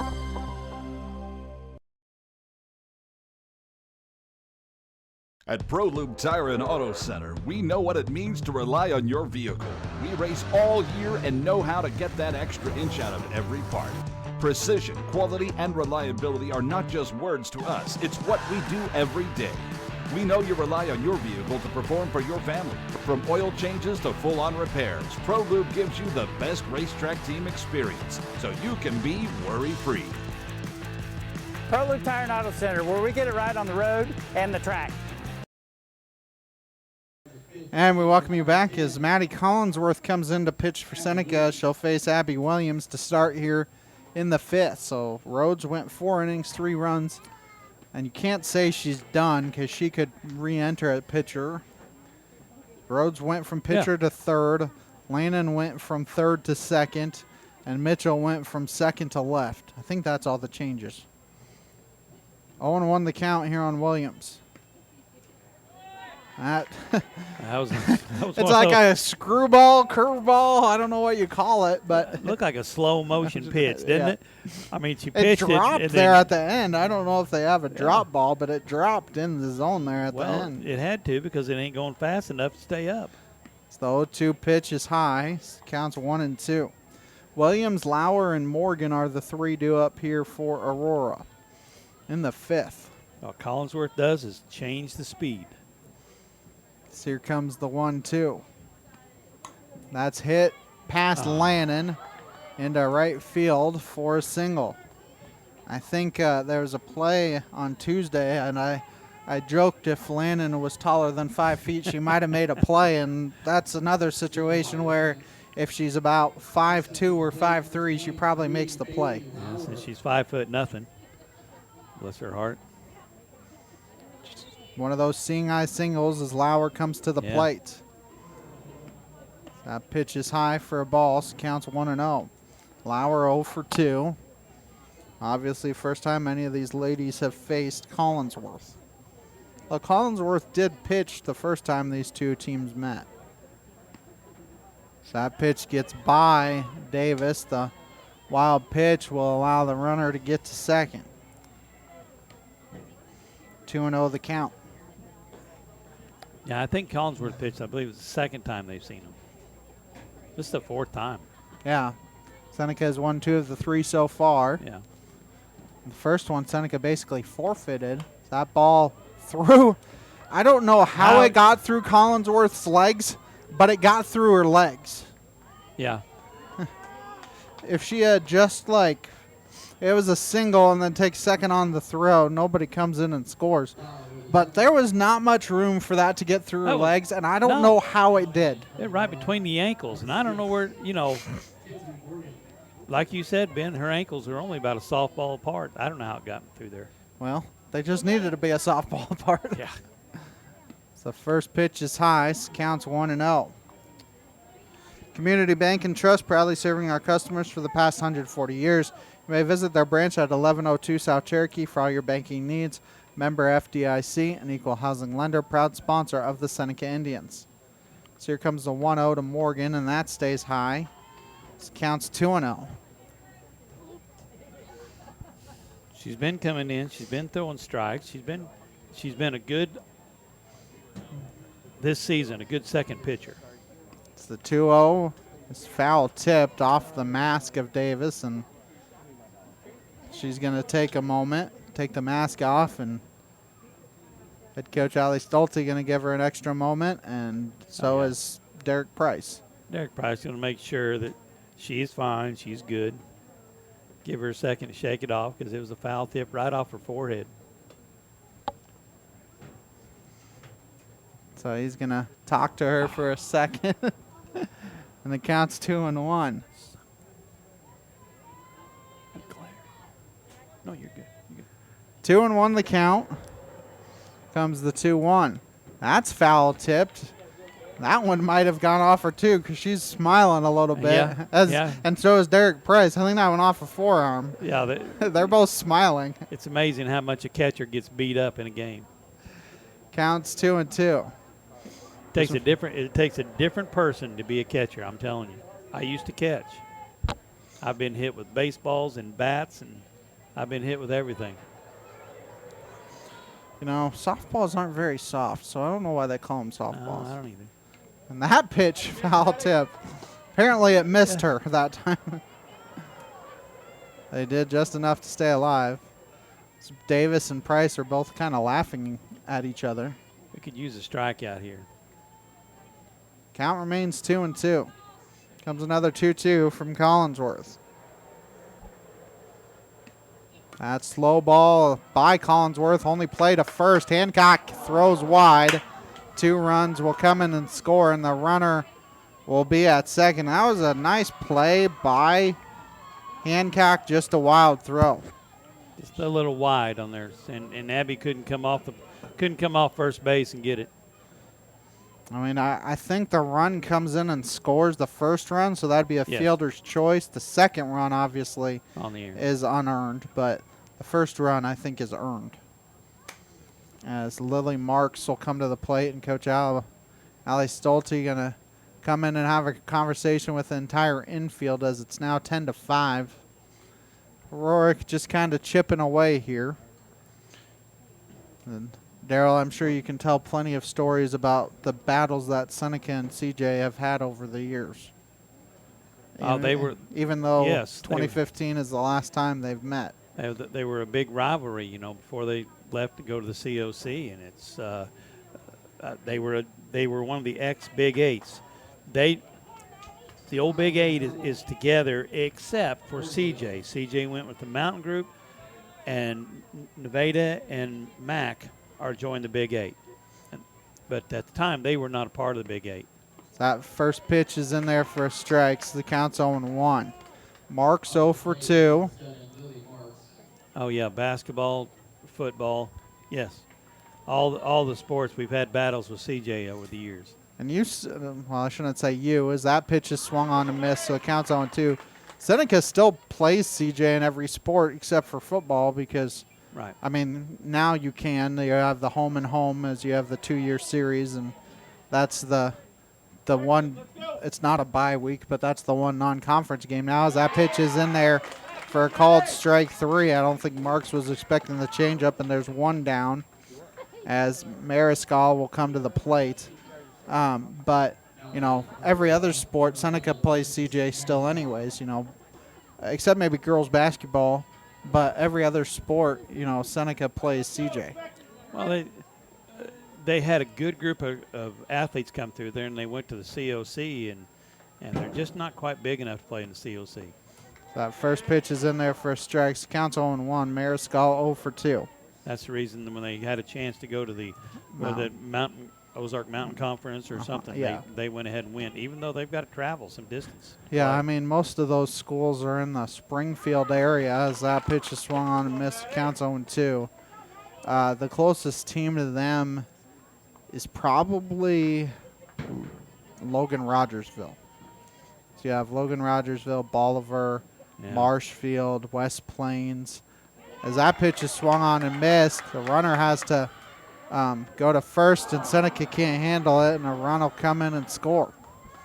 So it's a strikeout, and then a wild pitch allows her to reach, and the wild pitch allows the run to come in and score. Makes it 10-6.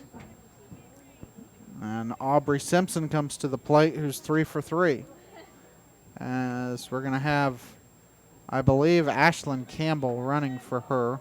Nope, different number. Number 9. Nope, that is Ashlyn Campbell. I was right. So the flex player is running for the DP. Was there a pitch or did I miss? No. Okay. I was very confused. We both know it doesn't take a lot, but that first pitch is a ball. Good block there by Davis. This counts 1-0. Seneca scored 9 runs in the first. Aurora has chipped away 2 in the second, 1 in the fourth. So far, 3 here in the fifth. So that pitch is in there for a strike, and the count's 1-1. And a lot of these really aren't Collinsworth's fault. Well, they've hit the base. They've hit some hits, not hard, but they've had like C&I dog. They got C&I hits, and then we've made a few errors. 2-1 the count here on Simpson. He's reached base all 3 times. So here comes the 2-1.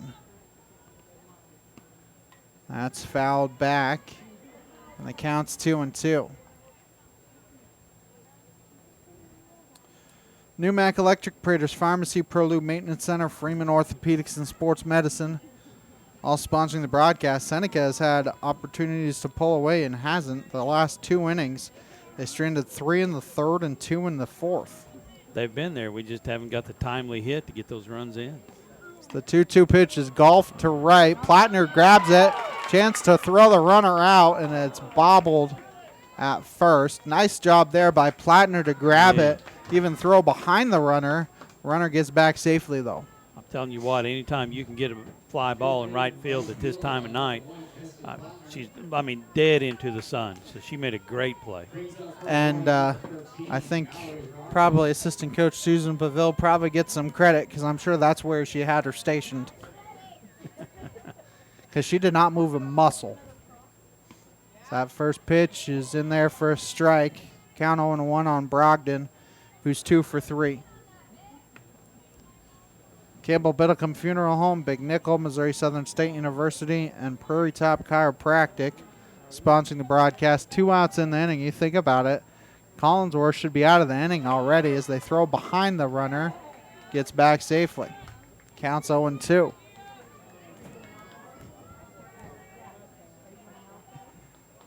Good play by Stealth just to come up with that ball because she's looking right into the sun. She can't hardly see it. So here comes the 0-2. And that's nubbed foul. This count remains no balls and 2 strikes.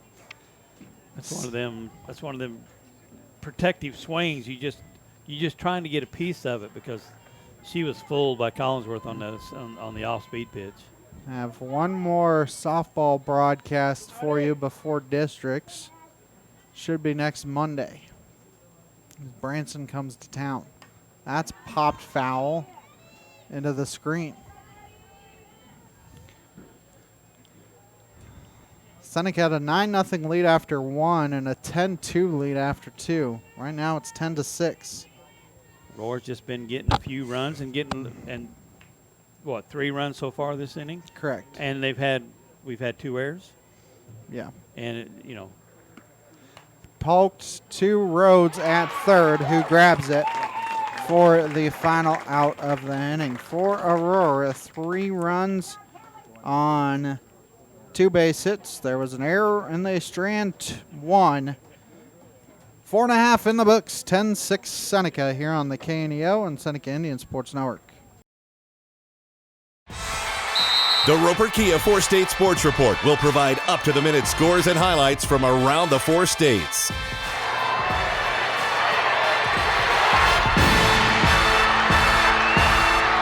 With ultimate local coverage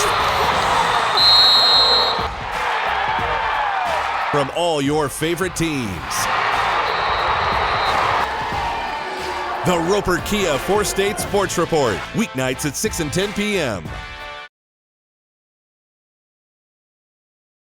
Happy Egg supports the family farmer because they've seen the difference a choice like this can make. Now you can grow for Happy Egg and choose to raise hens the right way, the happy way. When you grow for Happy Egg, you're growing for a family-owned and operated business. You're raising happy hens on 10-plus acres who will lay happy eggs. You're working for yourself. As a Happy Egg grower, you'll receive new flocks. Ready to buy your dream home? Look no further than First Community Bank's mortgage department. Our experienced team is here to help you every step of the way, from pre-approval to closing. With competitive rates, flexible terms, and personalized service, we'll make sure your home buying process is a breeze. Visit First Community Bank today and let us help make your dream home a reality. First Community Bank, where community comes first. Member FDIC, Equal Housing Lender.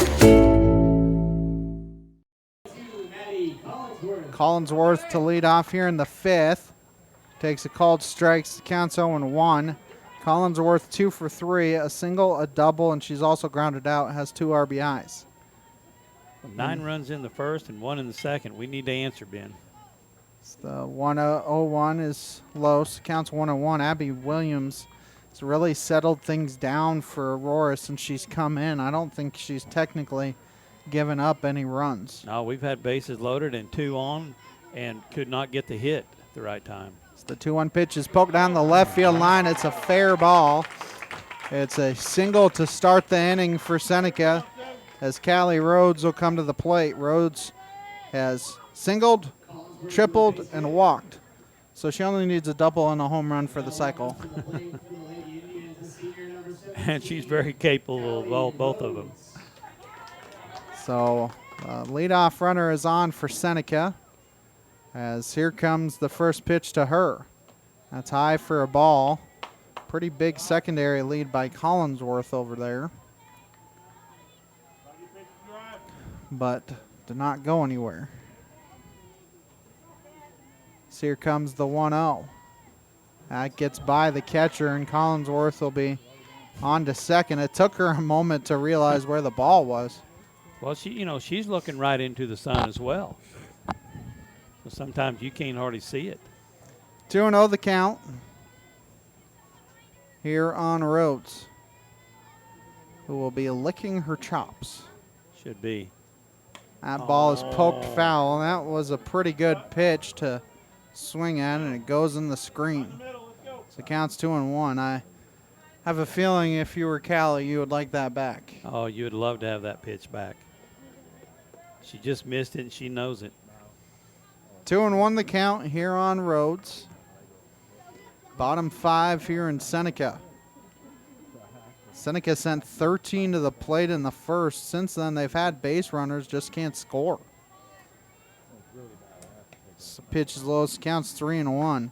Scored 1 in the second, and 6 of the 10 runs that Aurora has given up are unearned. Yeah. Here we go, Callie. 3-1 is hit right to shortstop.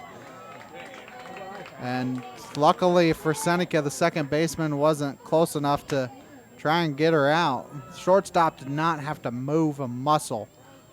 There's one down as Cordy Hancock will come to the plate. More of a defensive catch than it was an offense. Or, yeah.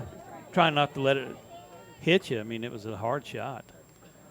First pitch to Cordy is in there for strikes. Counts 0-1.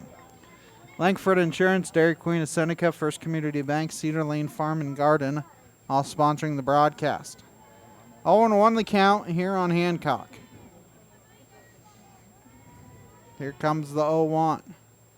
That is up the middle, past the pitcher. Throws no throw because Hancock was going to beat it out anyways. Probably a smart play by the shortstop there, realizing you don't have a play, so it didn't bother throwing it and risking it getting by the first baseman. Well, we probably would have scored a run if she would have tried to throw her out.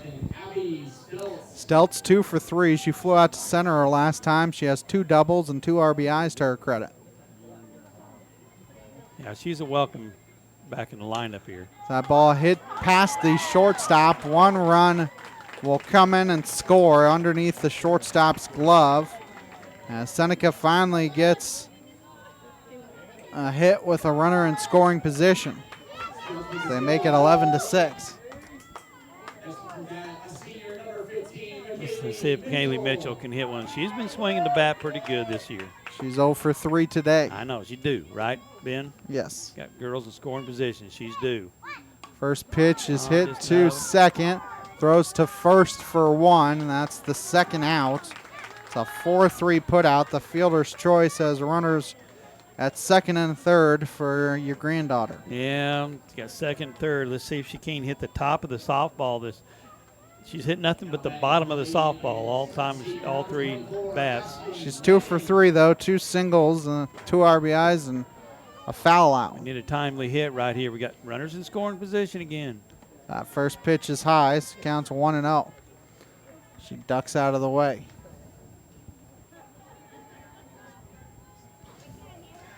One and 0 the count. A ball hit to third. And throw to first, not in time. It's a sharp single. Again, the ball doesn't go out of the infield, but a single and an RBI for Ashton.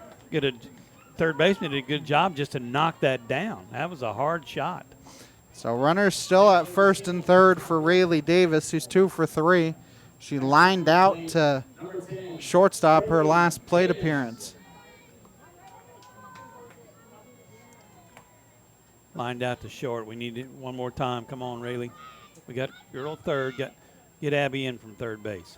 That ball is popped in the air. First baseman is the one that saw it and grabbed it for the final out of the inning. For Seneca, they do get 2 runs in the inning on 4 base hits. No errors, and they strand 2. 5 in the books, 12-6 Seneca here on the KNEO and Seneca Indian Sports Network. Prater's Pharmacy in Seneca is a proud supporter of the Seneca Indians. The pharmacy is open from 9 to 5:30 Monday through Friday and from 9 to 1 on Saturday. They offer an automatic refill program and internet refill service online at praterspharmacy.com and through their mobile apps. They also have a drive-through window. Prater's Pharmacy at 1711 Cherokee in Seneca, 417-776-8701. Go Indians! At ProLube Tire and Auto Center, we know what it means to rely on your vehicle. We race all year and know how to get that extra inch out of every part. Precision, quality, and reliability are not just words to us. It's what we do every day. We know you rely on your vehicle to perform for your family. From oil changes to full-on repairs, ProLube gives you the best racetrack team experience, so you can be worry-free. ProLube Tire and Auto Center, where we get it right on the road and the track. The staff at Mid-America Specialty Markets, along with Jamie and Terry Langford, are proud to serve our community and support the local high school students in their extracurricular activities this school year. Langford Insurance specializes in life, agribusiness, commercial, and personal insurance needs. Please stop by and see us at our office at 908 Washington Avenue, or call us at 417-776-LIFE, or visit us at midaminsurance.com. And we welcome you back as we are here in the 6th. Seneca added 2 to make it 12-6. Mork, Stellwagen, and Williams are the 3 due up for Aurora here in the 6th. 3-4-5. Lauer is the 4th hitter if they get that far. Aurora's been chipping away at it, and they scored, 2 and 3 in the last couple innings? They scored 2 in the 2nd, 1 in the 4th, 3 in the 5th. Yeah, let's see if we can't get a 1-2-3 inning right here. Mork has reached the base all 3 times, 2 on errors and once on a single. First pitch is outside, so counts 1-0. People's Bank of Seneca, Crowder College, Christian Healthcare Ministries, Seneca School District, all sponsoring the broadcast. So here comes the 1-0 from Collinsworth. Swung on and missed. This counts 1-1. Southwest Missouri Bank, Neosho Daily News, Marine Center Incorporated, Community Bank and Trust. all sponsoring the broadcast. 1-1 the count here on Mork. The 1-1. Outside or low or both? Could have been both. So the count's 2-1. Shadows could play a little bit of a factor here in the later innings. The 2-1 is high, and the count's 3-1.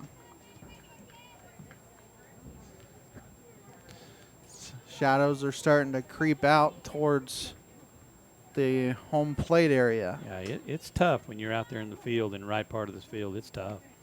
At 3-1, it's high and outside for ball 4. I think that's the first walk either Rhodes or Collinsworth has given up today. I got a feeling Collinsworth will stay in there unless he gets in trouble. If we can get this out. Stellwagen 0 Out for here. 3. As comes the first pitch to her, fouled off at the plates. The count's 0-1. Stellwagen has struck out, flown out, and grounded out. I don't know what's left after that. Foul out. Oh. Like where your mind's at. Yeah. I'm thinking of an out, man. That's all I know. So that pitch, well, I would check. The count's 1-1. It looked like she offered at it, but the runner is safe at second on the stolen base. Problem is I don't know that the home plate or the field umpire was really paying attention to the swing when you have to get in position to try and get the out safe call at second. Ball back up the middle past Hancock. I mean, again, that's a seeing eye single. I think you have to give a single on the play because you're going to have a hard time getting the runner out on that cue shot. That's a chip shot. That's all it is in golf is a chip shot. Just chip it over to the first baseman's head and let it die in the field. You mean the pitcher? Or the pitcher. Yeah. And just let it die in the field. And that's what it's doing. As Abby Williams comes to the plate, she singled in the 5th. We have a pinch runner for Stellwagen. I can't tell who it is. I think I heard number 2. Pinch runner for Aurora. As that will be Mackenzie Mallett. Will be running. As Abby Williams comes to the plate, Williams has done a good job of keeping Aurora in this game coming in the first inning to pitch. First pitch is low. Throw behind the runner at third. You got to be careful with that because the runner at first can easily take second. 1-0 the count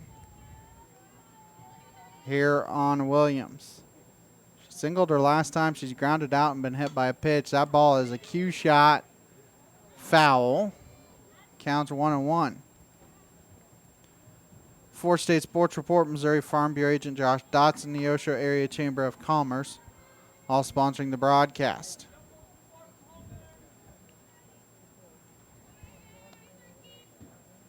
One and one the count here on Williams. Here comes the 1-1. That's in there for a strike, and the count's 1-2. Seneca would take a double play for a run. There's nobody out here in the inning. I think the biggest thing is you would love a strikeout. We're looking for an outs, yeah. Any way we can get him, we're looking for outs. So here comes the 1-2. That's swung on and missed, and the batter is occupied. The base is occupied. Third strikeout for Collinsworth. There's one down as Lauer comes to the plate. She's 1 for 3. Keep up on the latest Seneca broadcast ball game schedule. Be sure to like us on Facebook, facebook.com/KNEO Radio. Follow us on X, Twitter at KNEO917 Sports. So here comes the first pitch to Lauer. That's foul tipped at the plate. Counts 0-1. That one also off of Davis, but it's not seem any worse for Ware. After a while, I think you probably get used to the bruises. Yeah, you get bruises on top of bruises. So here comes the 0-1 from Collinsworth. That's in the dirt. Good block by Davis, and the count's 1-1. Seth will join Daryl and myself tomorrow night in Carl Junction for A good one between Seneca and CJ. Seneca 5-0, Yeah. CJ 4-1. 6:15 pregame. Ball shot down the right field line. It's a fair ball. The runner at first didn't see it, and it goes all the way to the wall. They only get one run in because the runner at first for Stellwagen did not know where that ball was. Otherwise, that would have been probably two or three. Should have been 2 and a triple. So 1 run in. Runners are at second and third for Mackenzie Morgan, who reached on an error last time. Let's see if we can't leave them at second and third. So that first pitch is in there for a strike, so the count is 0-1. 6:15, the pregame show starts tomorrow, 7 o'clock kickoff from Carl Junction. Comes the 0-1. Swung on and missed. So count 0-2. Dale, do you like these non-conference games if you're a coach, or do you wish you had all conference games? Well, no, a non-conference game is good. I mean, I'm glad that they're playing CJ. It's just an old foe. That pitch is a little bit up, and the count's 1-2. You know, if you got to have a non-conference game, CJ is a good one to have. So here comes a 1-2 from Collinsworth. That's poked in the air over Hancock's head. 2 runs come in and score. And the runner will be at first. And all of a sudden, it's 12-9.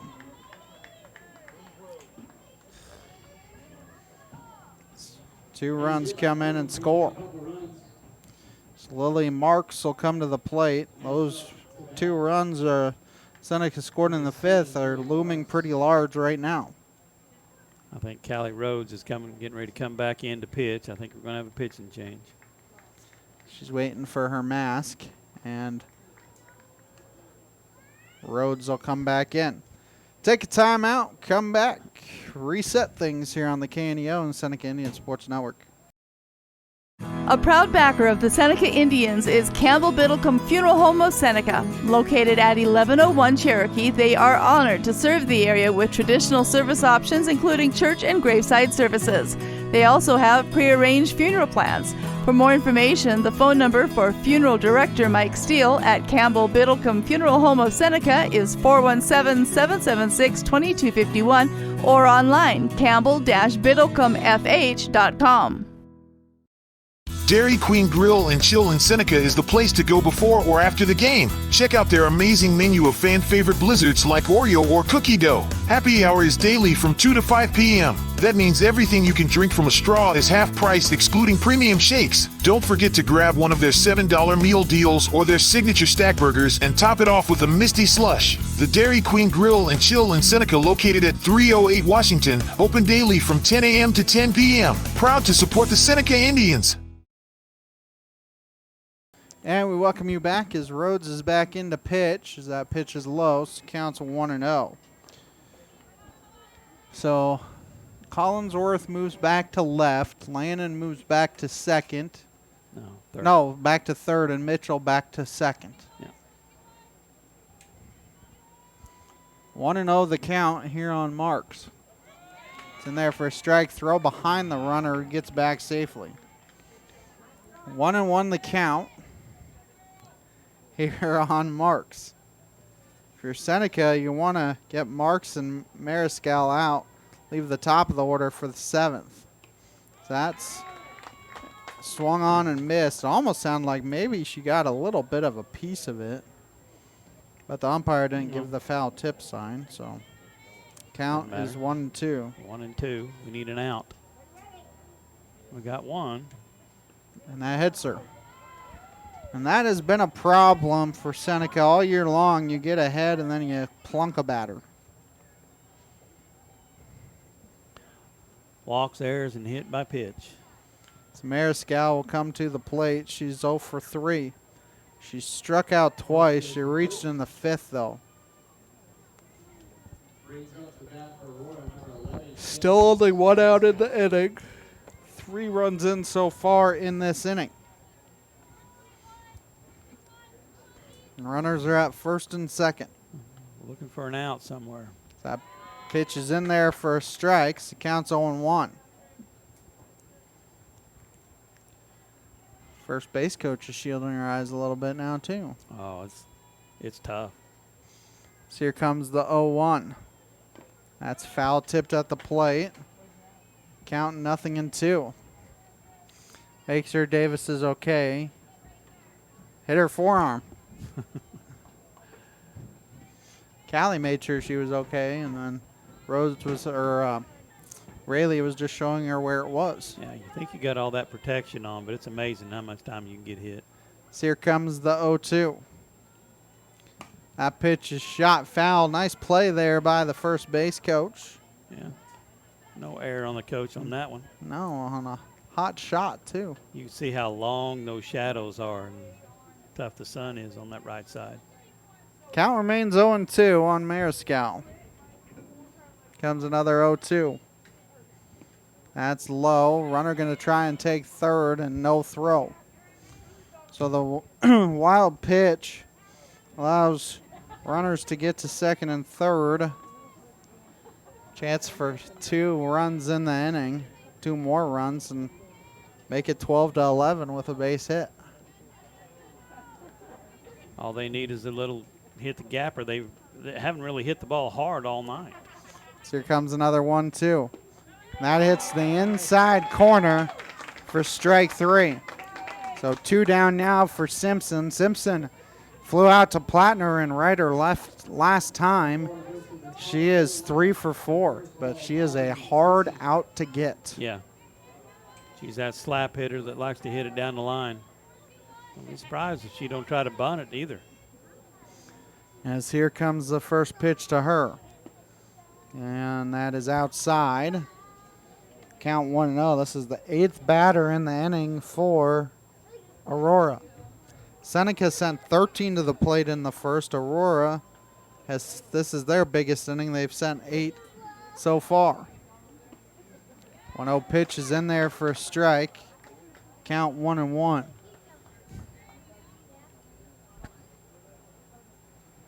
Glare on the scoreboard makes it hard to see anything out there. Yeah.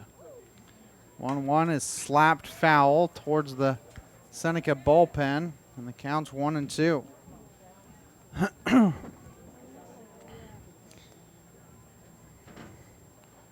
We joke about all the basketball coaches in here earlier.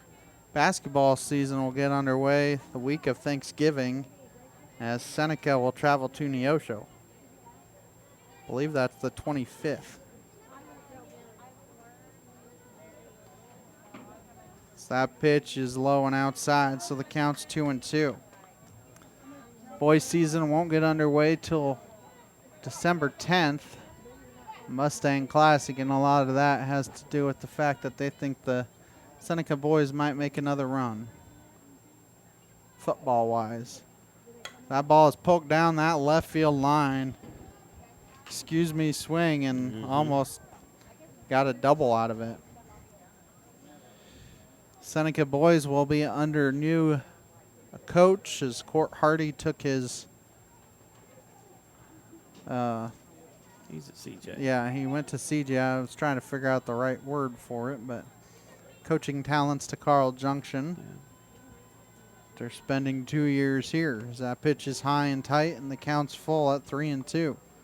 Not a bad 2 years at Seneca, though. Win 2 district championships.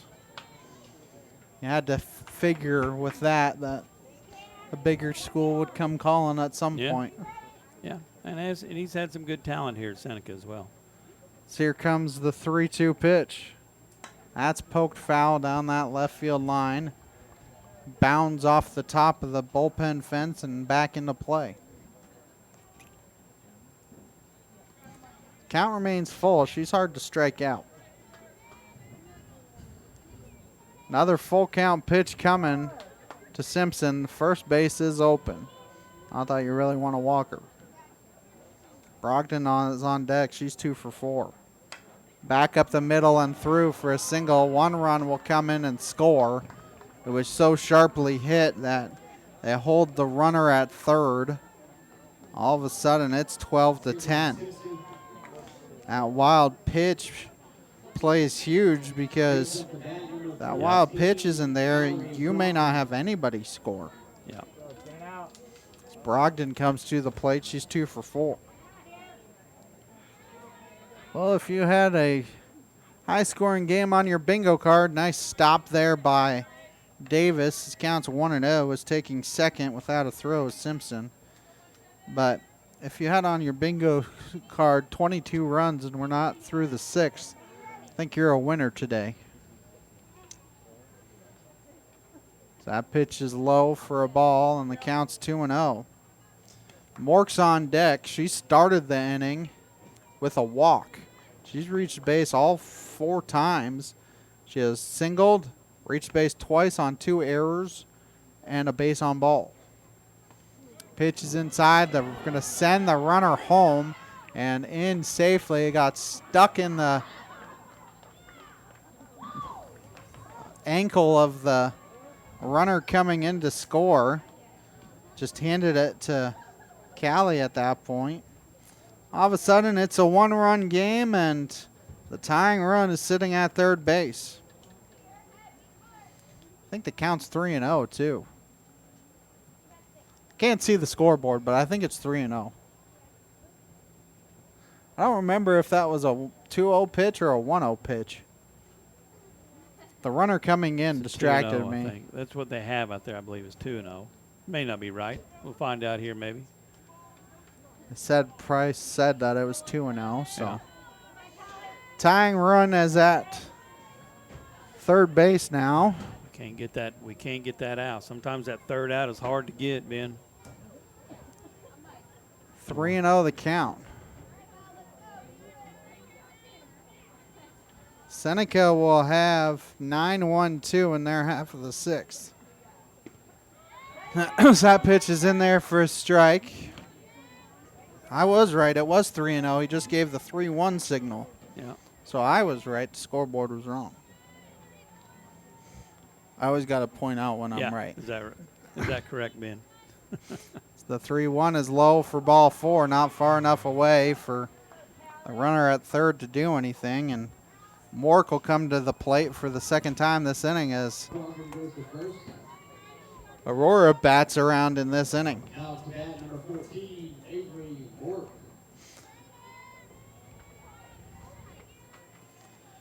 So Mork comes to the plate for the second time here in the 6th. She's reached base all 4 times. She's come up. First pitch is in there for a strike, and the count's 0-1. Tying run is 60 feet away. The go-ahead run is about 120 feet away.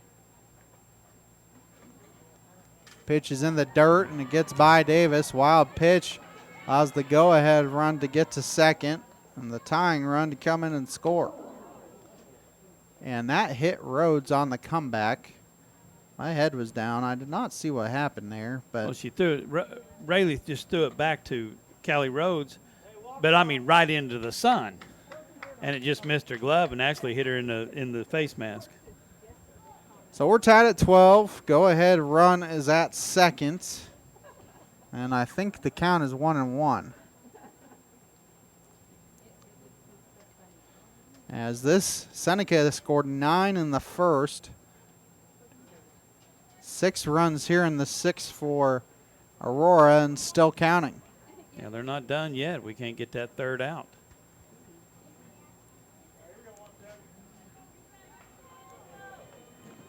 I think the count's 1-1. Not 100%, but I think that's what the count is. Derek will tell us here in a minute. So that is cued foul. And I think it's 1-2. I think Seneca is a strike from getting out of the inning. Well, that's what Derek has, 1-2. Okay. Or no, well, the scoreboard has 1-2. I was gonna say I didn't see him say anything. No, he hasn't. That ball hit to second, throws to first in time, and that will end the inning. For Aurora in the 6th, they get 6 runs on 3 base hits. There were no errors, and they strand 1. We're tied at 12 here on the KNEO and Seneca Indian Sports Network. People's Bank of Seneca. We care about your journey every step of the way. Since 1996, visit us in Joplin, Neosho, or Seneca. PeoplesBankOfSeneca.com. Member FDIC. Proud sponsor of area athletics. Let's score big together. Prater's Pharmacy in Seneca is a proud supporter of the Seneca Indians. The pharmacy is open from 9 to 5:30 Monday through Friday and from 9 to 1 on Saturday. They offer an automatic refill program and internet refill service online at praterspharmacy.com and through their mobile apps. They also have a drive-through window. Prater's Pharmacy at 1711 Cherokee in Seneca, 417-776-8701. Go Indians! Seneca Indian Athletics is sponsored by Prairie Top Chiropractic. Located at 4556 Quince Road in Seneca, chiropractic physician Seth Wilson offers chiropractic services to Seneca and the surrounding areas. For appointment information, their phone number is 417-776-4556 or discover more at facebook.com/Prairie Top Chiropractic. Prairie Top Chiropractic, where their slogan is, better health, better you. Kesley Plattner to lead off for Seneca here in the bottom of the sixth. Plattner, Fields, and Collinsworth. As Abby Williams has really slowed things down here for Aurora. She's given up 3 runs, but has slowed things down. As Plattner takes a called strike, she is 1 for 3. He gets things started here. We haven't had the timely hits, Ben, to get any runs, score many runs. Scored a few last inning, but that pitch is poked in the air, and Williams will grab it for out number 1. So 1 down here in the inning as Callie Fields comes to the plate. She's 2 for 4. She's flown out to center field her last 2 times. Might be a little bit too eager to swing the last couple times. Anything on the ground she probably can beat out unless it's to first base. She fakes a bunt, takes a ball, counts 1-0. That just kind of proved my point that if she tries to bunt it, she'll probably be safe. yeah, what she did just move that third baseman in about 5 feet. She squares and misses it, so counts 1-1. She was trying to bunt it down first base line. Yeah. So I think she would definitely beat it out. They're trying to get a base runner any way they can. 1-1 the count here on Fields. Swings away and lines it past the third baseman. It is a single, well, I shouldn't say to start the inning, with 1 out here in the inning. As Collinsworth comes to the plate, she's 3 for 4.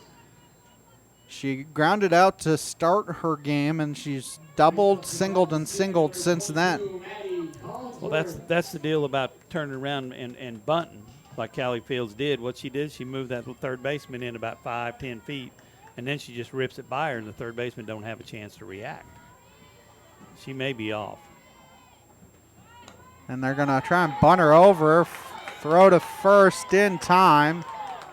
The runner takes all the way to third. It's a 1-3 put out. Callie Fields advances all the way to third on the play. Rhodes comes to the plate. She's 2 for 3 with a walk. Next up to the plate, 12-12. Callie Rhodes. As Rhodes comes to the plate, and I think you have to be wary of her trying to be a little too eager and swing at something she shouldn't. Yeah, she's probably not going to get anything to swing at. Oh, my gosh. And she pops it in the air. That Right could be fielder trouble. haven't come in, and it's down for a single. I talk about trying to be too eager. She was there, but hit it into no woman's land. Yeah, there was just no place for her to play. Then that's what they've been doing. They've been hitting some shots, but they've been hitting it right in where we're not. So 1 run comes in and scores as Cordy Hancock comes to the plate. She's 2 for 3, also hit by a pitch. And I don't know if I want to try and read my scorecard after this game. So that first pitch is in there for strikes. Counts 0-1. Let's just say, Daryl, it's a mess. On games like this, it can be. Yeah, my bingo card didn't have 25 runs in the game. That pitch is low and outside. Throw behind the runner. Rhodes almost. I'm not sure what she was thinking there, but I had an extra hesitation on getting back to the bag. I think they want to check to see if maybe she didn't get back in time and call her out. Well, the first baseman says she didn't. I mean, the call's the umpire, the field umpire, but he didn't have maybe the best angle, and they're wanting to talk to Derek Price. Want him to ask Derek Price if he got it. I mean, she did hesitate, and they are going to call her safe. She did hesitate, which was weird, especially once she had the ball, but. Yeah, I think Coach Beville's talking to her, you got to keep your head in the game the whole time. Yeah, Seneca has a 1-run lead, but they want to make it more going into the top of the 7th. Oh, yeah, you need another run or two. Hancock bloops it in the air, and the first baseman grabs it. For out number 3, Seneca does take the lead. 1 run in the inning on 2 base hits, no errors, strand 1. 13-12 your score, heading to the 7th here on the KNEO and Seneca Indian Sports Network. Locally owned, operated, and here for you. Check out the new face of the Neosho Daily News, covering Newton County, highlighting area residents, businesses, school news, sports, and more. Find us on Facebook at Neosho Daily News or call 417-451-1520. Go get 'em, Indians! When we're in danger, our first instinct is to flee, right? This instinct has saved many people, but the problem is we don't always recognize it. We all want that warning when we're in danger. And if you think about eternity, you start to see that God's Word, the Bible, is a warning to each of us. He tells us that every wrong thing we've ever done, no matter how big or small, puts us in eternal danger of being separated from God. But there's a way of escaping that. God provided His only Son, Jesus Christ, who died on the cross and paid the penalty for all our disobedient acts. Then Jesus rose from the dead and lives forever in heaven and wants you to be there too. He offers forgiveness and a new life through a relationship with Him. To learn how to begin a relationship with Jesus and be saved from the danger of an eternity separated from God, call 888-NEED-HIM. That's 888-NEED-HIM. Cedar Lane Farm and Garden at 143 Cherokee Avenue in Seneca is your local feed dealer and a supporter of Seneca Indian Sports. Offering vet, livestock, and pet products, Cedar Lane also carries a full line of farm and garden supplies. For more information, contact Cedar Farm and Garden on Cherokee Avenue in Seneca today. The number is 417-776-8231. Open Monday through Friday, 8 a.m. to 5:30 p.m. and Saturday, 8 a.m. through 2 p.m. for your convenience. Go Indians! Dagan Stellwagen to lead off the 7th here for Aurora as they send 4, 5, 6 to the plate. Stellwagen, Williams, and Lauer. Seneca trying to snap a 4-game losing skid. First pitch is a ball, so counts 1-0. Well, they got their chance out here. They got up one to see if we can't get 3 outs. Can't really allow anybody to reach. Stellwagen 1 for 4, singled her last time in the 6th. It's pop foul down the right field line, and the count's 1-1. Seneca going to Springfield tomorrow and Saturday, and then 3 games next week, Monday, Tuesday, Thursday. Then districts. So I think districts, Nevada, Cassville, who was the 3rd team that we thought up from the Kansas City area? Holden. Those 3 are, as that pitches strikes, counts 1 and 2. Any one of those 3 you could say is a favorite, but Seneca has proven they can play with any single one of those teams. They haven't played Holden, but they've played Cassville and Nevada tough.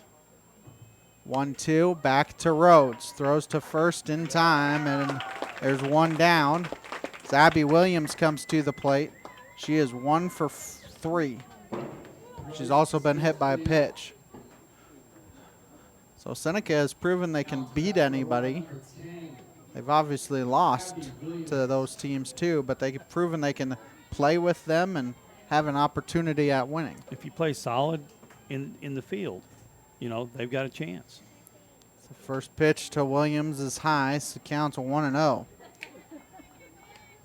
Williams will take the loss if Seneca can get 2 more outs, but she pitched admirably coming in the first inning and only giving up 4 runs. She swings and misses, so the count's 1-1. I haven't kept track since that second, but 6 of the first 10 were unearned as that ball is laced to left center. Fields able to cut it off. A good job by her to keep it to a single. But you have to think Abby will be off trying to steal second as Bailey Lauer comes to the plate. Don't be surprised if there's not a bunt or she's off. Well, Lauer has 2 hits in her last 2 at-bats. She has singled and doubled. She's also grounded out and struck out, but those 2 singles were against Collinsworth, not Rhodes. She's technically 0 for 2 against Rhodes.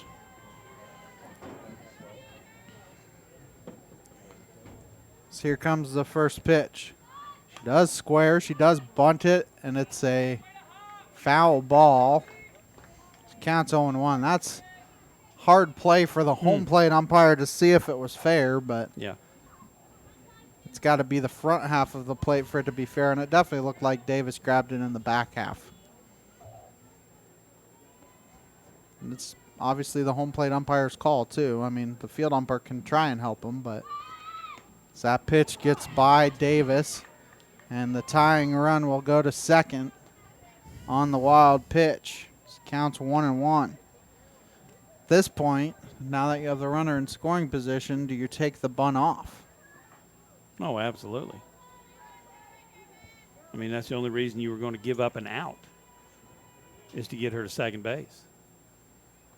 1-1 the count.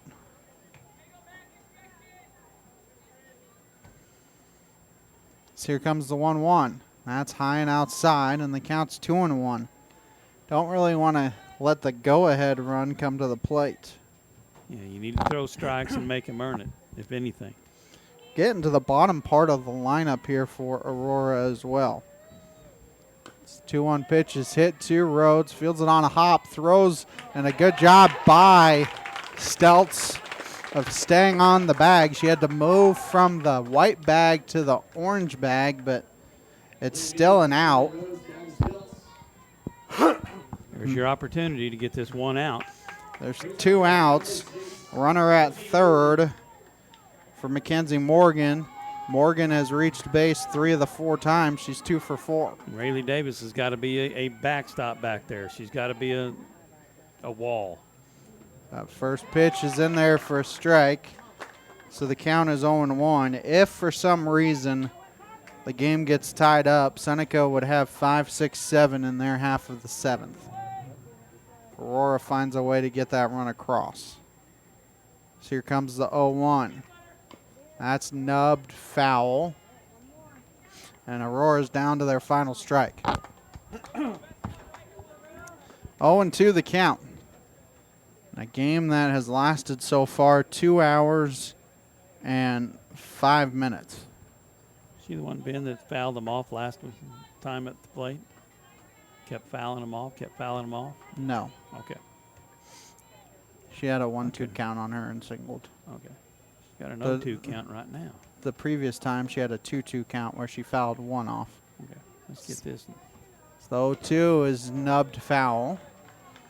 So she keeps a piece and stays alive.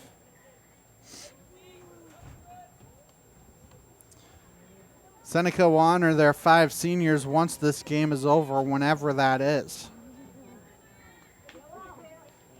They're hoping it's a strike away. Hoping it's on a W.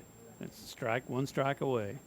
So 0-2 is nubbed foul, so Morgan doing a good job of fouling off some pitches.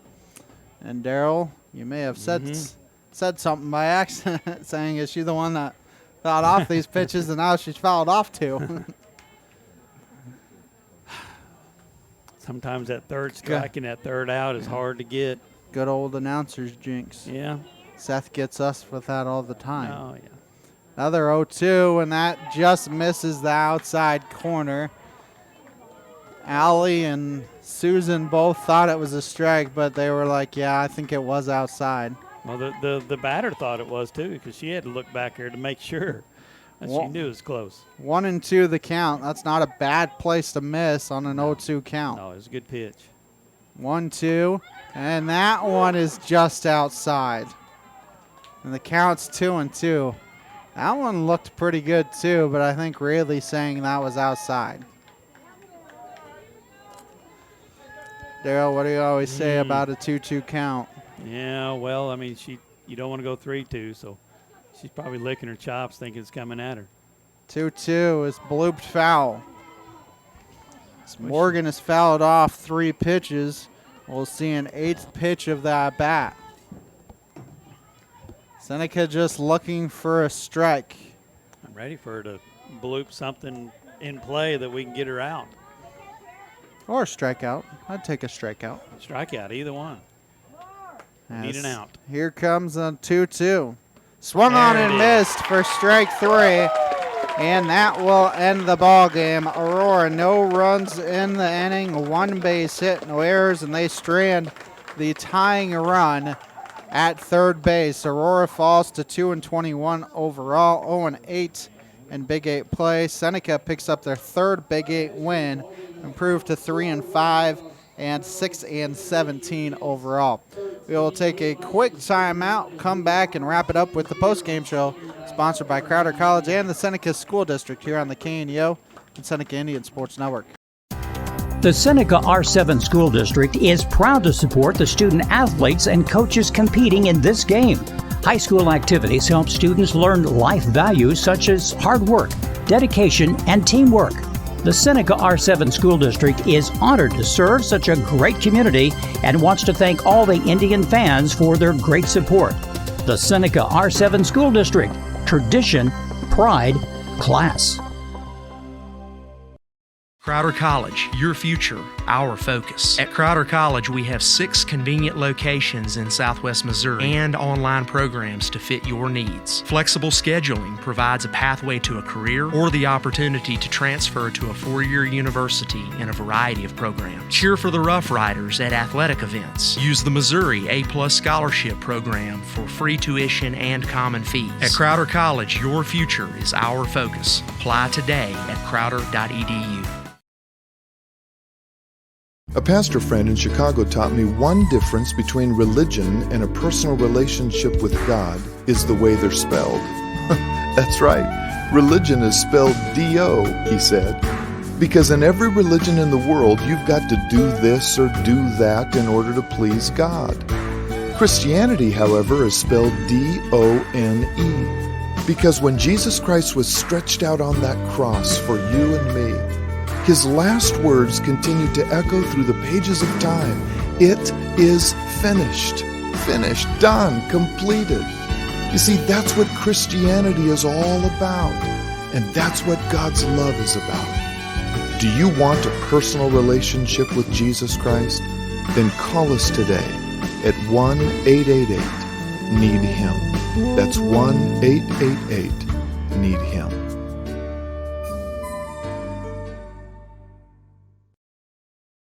And we welcome you back for the final time. The post-game show sponsored by Crowder College and the Seneca School District. Seneca wins in a wild one here this afternoon in about 2 hours and 9 minutes. 13-12 your final score. Seneca 13 runs, 20 hits, 3 errors, 9 stranded. Aurora 12 runs, 13 hits, 3 errors, and 10 stranded. It was a wild one, Daryl. Seneca scored 9 runs there in the first inning and then held on for dear life. Yeah, because Aurora just kept chipping back, and our girls just couldn't make plays when they needed to and gave Aurora all the opportunity to come back, and they did. They took advantage of it and then got some timely hits, and that's what it takes. And luckily we got a timely hit here on the last inning. Callie Rhodes got up and hit the blooper over there to just past in the shallow right field and got down, and we got a run in. And that was the run that gave Seneca the 13-12 victory here. They head to Springfield tomorrow and Saturday. Our last regular season broadcast, I have to double check this because we've heard different things. They're supposed to play Branson on Monday at 4:30, but we don't know if that's 100% confirmed or not, just because of we've heard some different rumors, so we'll just have to wait and see. But that's the plan, is Monday at 4:30 in our last regular season broadcast. Then they're on the road at Monette and at Nevada next Tuesday, Thursday, no broadcasts, and then districts are the 17th through the 21st. We'll carry them as far as they go. Obviously, if they play on a Friday night, we can't carry that, but otherwise, we'll carry them as far as they go. Well, we'll let you. We'll hopefully we'll let you know Friday night, tomorrow night, at the football game on the broadcast. We will let you know if they're having it. And it's senior night here, Daryl. 5 Seneca seniors gave some flowers to the Aurora seniors as well. It's the last time, not this year, but you still have one more home game, but it's the last times that you're going to have be able to be on your home field. That's it's true. It's always it hits you when the game is over. It doesn't hit you until then, but it hits you the game is over. Festivities are getting ready to start, Ben. So just talk about these 5 seniors and what they've meant to the Seneca team. Well, you only got 10 kids and you got 5 seniors, and they've been around for all 4 years. Heck yeah, they mean a lot. Well, like we said, our final Seneca broadcast will be Monday night as they face Branson, regular season-wise, and then we'll carry them as far as they go district-wise. Callie Rhodes picks up the victory. Alyssa Williams is the loser for Aurora. The post-game show sponsored by Crowder College and the Seneca School District. We thank you so much for watching high school softball here on the KNEO and Seneca Indian Sports Network. This has been a live production of KNEO Sports. This broadcast may not be reproduced or retransmitted without the express written consent of KNEO Sports Network. This has been a sporting outreach of KNEO Sports Network, reaching into communities to make a difference for eternity.